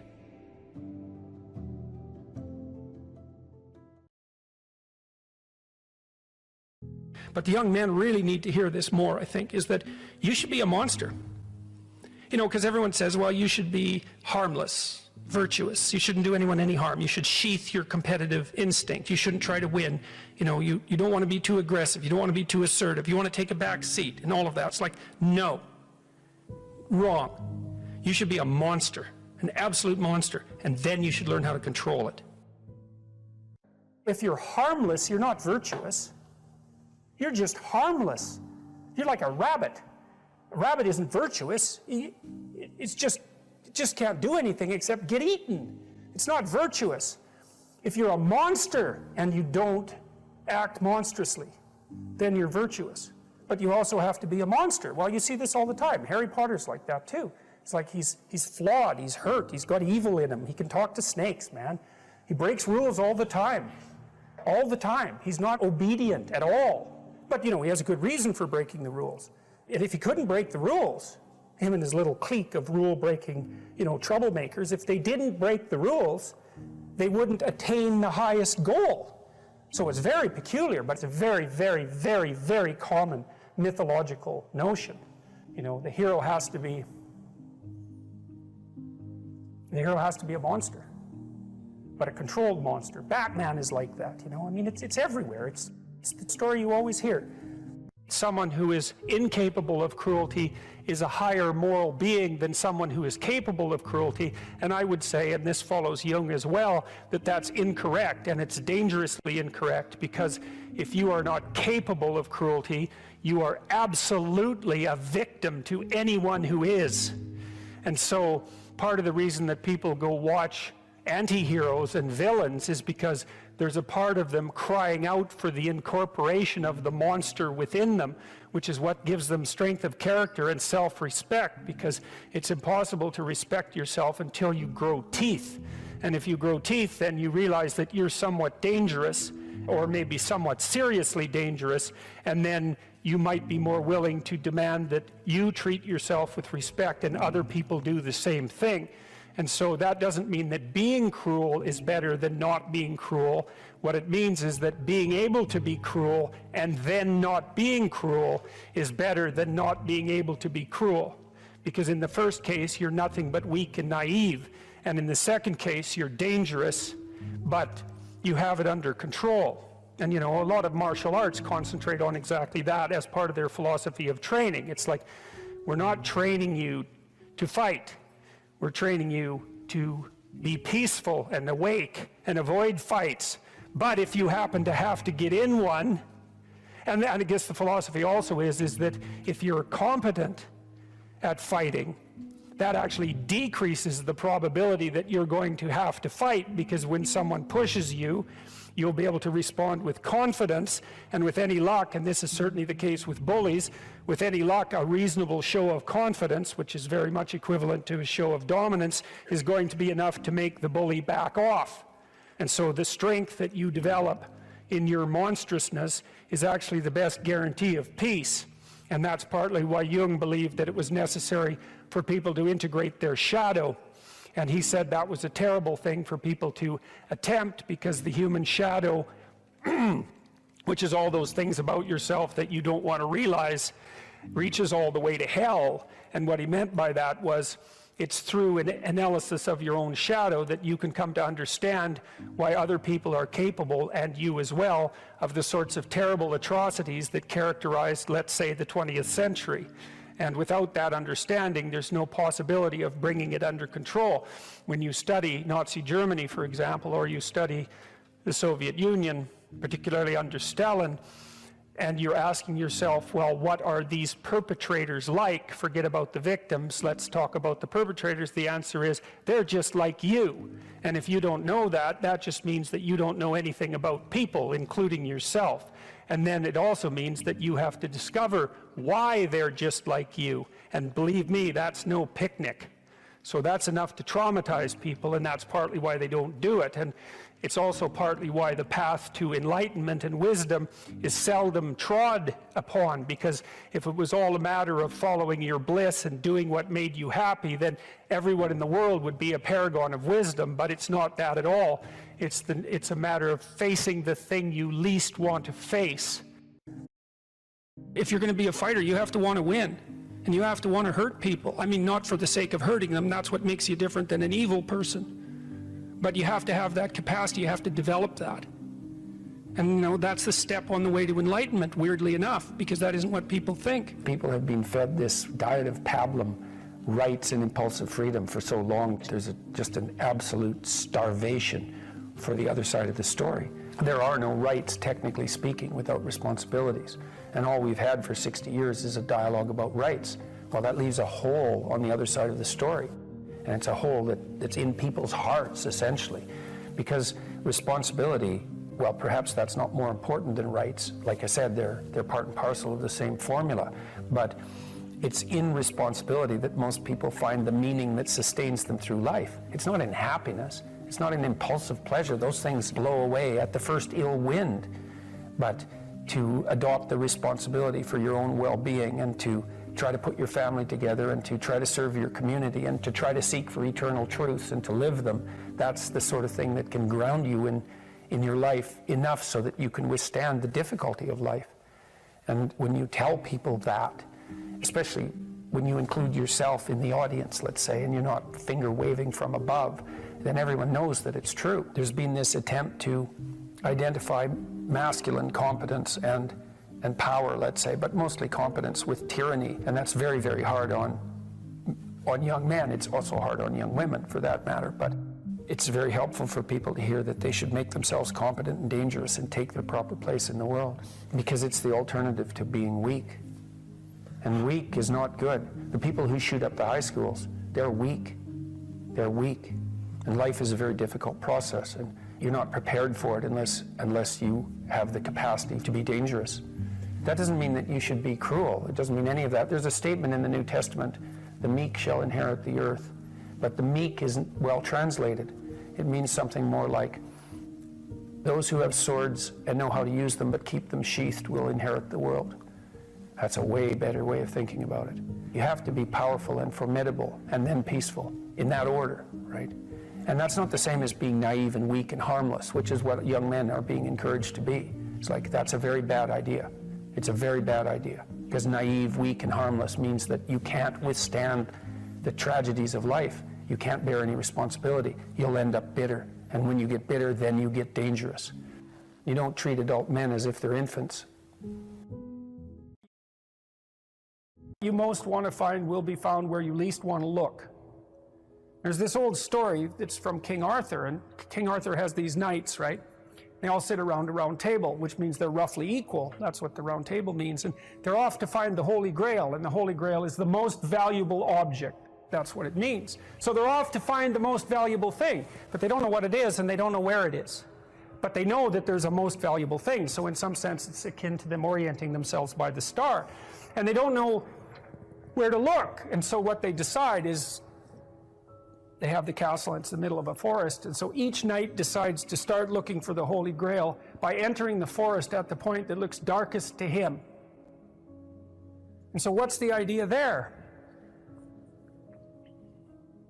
Well, imagine there are things that come easy to you, and that you're fond of pursuing, and that you're happy about pursuing. So you've found those and pursued them, and you've mastered them. So you know all that, but then there's another place that you don't want to go. And so you haven't gone there, and you haven't mastered it, and you're very small in comparison to it because you haven't mastered it, and so it has this monstrous aspect. If what you're doing isn't working, it's where you haven't gone that you need to go.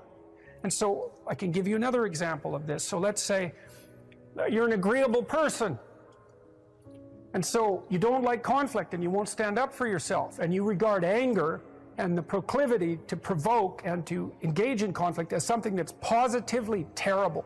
It's not only that you're not good at it, it's actually that it's wrong. So that's where you have to go if you're going to learn how to stand up for yourself. And imagine that you're afraid. Maybe you have something like agoraphobia. And so there's a whole bunch of things that you're afraid of, and you don't want to go there. But if you want to put yourself together, then that's exactly where you have to go. And so it's frequently the case that what you want to find is to be found where you least want to find it. And that idea is echoed in the prominent stories of dragons and gold. It's exactly the same idea.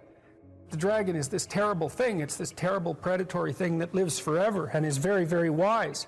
And it lives underground, and it'll kill you. It'll burn you up in a second. But it hoards gold. And so you have to go there into the dragon's lair if you're going to get the gold. And that's a representation of people's paradoxical relationship with reality. It's like you have to go out there and confront it in order to incorporate what it has to offer to you. But the probability that that's going to be intensely dangerous and push you right to the limit, first of all, those are actually the same thing. If it didn't push you to the limit, you wouldn't gain anything valuable from it. So you don't get one without the other. You don't get the gold without the dragon. That's a very strange, very, very strange idea. But it seems to be accurate. So all of that's lurking underneath this, in this imagery of the whale. Now, the whale, you can think of the story of Jonah. What happens with Jonah is that, roughly speaking, he's a prophet, and God tells him that he has to go to this city and straighten it out because it's veered off the path and it's heading towards doom. And Jonah thinks, I'm not going to that city to tell those people anything like that because they're not going to be very happy with me just showing up there and telling them, you know, everything they're doing wrong. And so he hops on a boat and tries to get out of there. And then God conjures up this huge storm and the boat is about to be swamped. And Jonah admits that it's actually his fault because God's upset with him because he got this direct command to go straighten out the city and he ran off. And so they're not happy about this, but they throw Jonah overboard and the sea's calm and great fish comes up, a whale, and swallows him. And then he's down in the fish for 3 days and it throws him up on the dry land. And then he's learned his lesson by that time and he goes off to pursue his proper destiny. So that's echoed in this story as well, that if you don't follow the pathway that you're supposed to follow, the seas will become stormy for you and something will come up and pull you down and you'll be in a terrible place for some length of time till you learn your lesson. And if you're lucky, you'll get spit back up on shore and then you can go do what you should do. Well, I mean, that's not a lesson that anybody needs to have interpreted. I think everybody understands that. Part of spiritual development is to recognize the satanic tendencies that characterize you and to fully wrestle with them and to integrate them. That's the thing. It's not so much to cast them away, it's to transmute them. You know, and you can see the difference between people who've done that and people who haven't, at least to some degree, because people who haven't integrated the shadow at all are naive.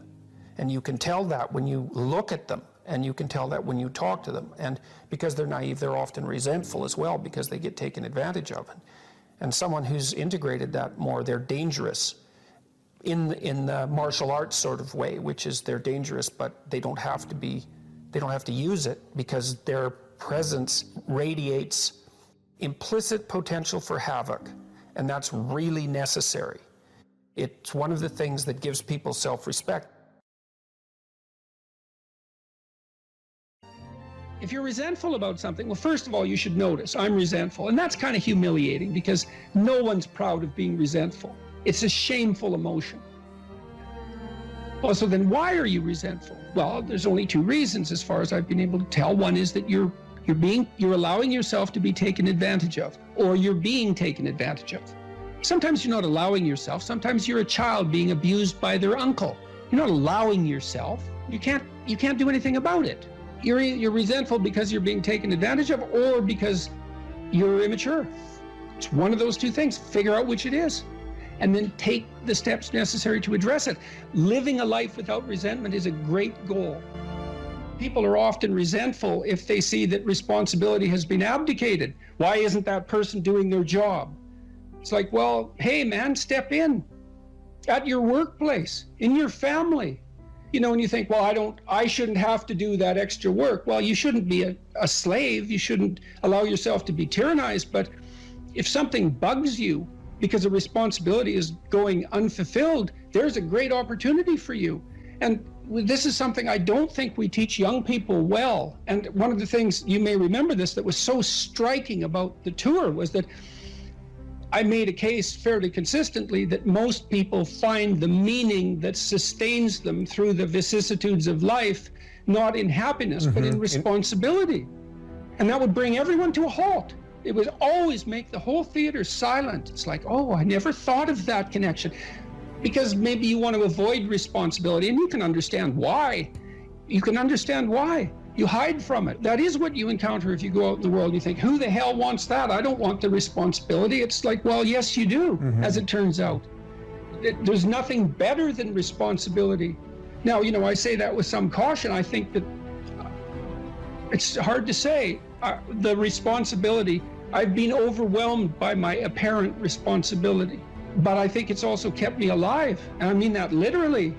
And so, wait, can you go a little deeper with that? I mean, when you were at your darkest moments in the last 2 years, whatever that might be, was it the feeling of the many times in the last year where it would have been much easier for me just to be dead. That's constant. So, but no. But is it but no because of something in you, or is it but no because of the people that you would have abdicated that responsibility of the people, or is that ultimately the same thing? It. Yeah.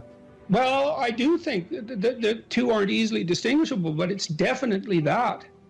It's definitely that. You know. And it's one of the chapters, the last chapter, is be grateful in spite of your suffering. You know, you need a meaning to sustain you through suffering. And it is the case that you find that in responsibility. Well, and so it's good advice for anyone who's at work. You're resentful about this and that because people aren't pulling their weight. Pull it. See what happens. You become indispensable instantly. You'll know everything. I know, and maybe that job won't be for you, or maybe that relationship won't be for you, but you'll take your hard-acquired wisdom and go elsewhere and flourish there. So, you know, this kid stopped me. I think I wrote about this in this book. Kid stopped me in a restaurant one day when I was walking in, and he said, and he had an undergraduate degree, and he was working as a waiter in a chain steak place. And he stopped me and he said, you know, about 6 months ago, I was watching one of your lectures and I decided to stop being resentful about my job. And he was resentful because he had a university degree and he was working as a waiter. You know, and look, I don't have anything against waiters. It's like a waiter can make your evening, you know, hooray. He said, well, I decided I'd start trying at my job, like really trying as if it was worthwhile. He said he got 3 promotions in 6 months, like he's just rocketing up the power hierarchy. Well, it's not power, it's competence. If it's well run, you know, and places are full of opportunity. There's always people out there who are doing far better than you on pretty much anything you want to imagine. And if all you're doing is seeing yourself in their reflected light, let's say, then it's going to be pretty damn dismal. But it's not a good comparison because, well, first of all, there's danger in just comparing yourself to others, period, because they're not you. And God only knows what struggles they had to undertake to get to where they were, or what burdens they're currently carrying that you're not aware of. But you can certainly contrast yourself with yourself. And that's a lot better. It is the only way. Well, it's also the only way of really measuring anything approximating proper improvement. You can actually tell when you're a little better than you were yesterday. Right. And you can actually do that. That's another thing that's so interesting about it, is that you can actually make yourself a little better in some way, pretty much. Well, I don't know if it's at every moment, but you can certainly do it every day. Let's say you want to become who you could be in the fullest sense. So let's say you're someone who's going to solve some serious problems. Okay, the first thing you have to do is admit to the seriousness of the problems. That's no joke. And so the first thing is just the terror of the problem itself. And that's enough to paralyze me. And that's the Hydra, that's the Gorgon with the head of snakes. It'll paralyze and turn you to stone. That's the basilisk in the Harry Potter series. Mm-hmm. You look at it and it turns you to stone and lurks underneath everything, right? And it's malevolence and tragedy. And so there's that. And then the next is, well, you're going to take responsibility for that? You're really going to do that, are you? That's a hell of a load, man. And so it's daunting to even consider that. And then there's the discipline and responsibility that necessitates, which is also daunting. It's like, oh my God, the problem's that serious. I'm really going to have to get my act together in order to not contribute to it, much less solve it. And so the problem is terrible. And then the solution is daunting. But the upside of that is like, well, there isn't anything better to have than a problem that's worth solving, like that's really worth solving. right? And so the more of that you take on, the more you have a reason to get out of bed in the morning, no matter what. Like, I'm getting up, I'm trudging forward. Doesn't matter what I'm suffering from, I've got things that need to be done. They're necessary. And that gives you that sense of purpose that is the antidote to bitterness. Okay, well, let's say you want your life to be meaningful. It's like, okay, then what you do matters. It actually matters. Or how starting to clean up the room changed their life. That's quite fun because it's something I always tell people to do instead of going out and protesting. Jesus, I just can't stand Cleaning up that. the room? Yeah. Meaning? Well, my sense is that if you want to change the world, you start from yourself and work outward because you build your competence that way. It's like, I don't know how you can go out and protest the structure of the entire economic system if you can't keep your room organized. Well, I made a video call, which was called Message to Millennials, where it was called How to Change the World Properly. A bit of on the pretentious side, I suppose, but I was trying to produce something that was a counterposition to this idea that what you should do is go out and fix up other people. You know, that's just not right. And there's a New Testament line about that, something about, you know, not worrying too much about the log in your neighbor's eye, or about the speck in your neighbor's eye when you have a log in your eye. What would the world be like if people stopped avoiding the things they knew they should do? You know, because the question is, how much are we contributing to the fact that life is an existential catastrophe and a tragedy? How much is our own corruption contributing to that? That's a really worthwhile question. The things you leave undone because you're angry, you're resentful, you're lazy, you have inertia. Well, you consult your conscience and it says, well, you know, that place over there could use a little work. It's the same as working on yourself, and so you clean that up because you can.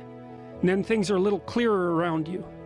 And you're a little better off because you've practiced a bit. And so you're a little stronger. And then something else manifests itself and says, well, maybe you could like take a crack at fixing me up too. So you decide to do that. And then that gets a little bit more pristine, you know, and soon, and it's humble because you're not exceeding your domain of competence. You know, it's like, don't be fixing up the economy, 18-year-olds. You don't know anything about the economy. It's a massive, complex machine beyond anyone's understanding, and you mess with it at your peril. So, and can you even clean up your own room? No. Well, you should think about that. You should think about that.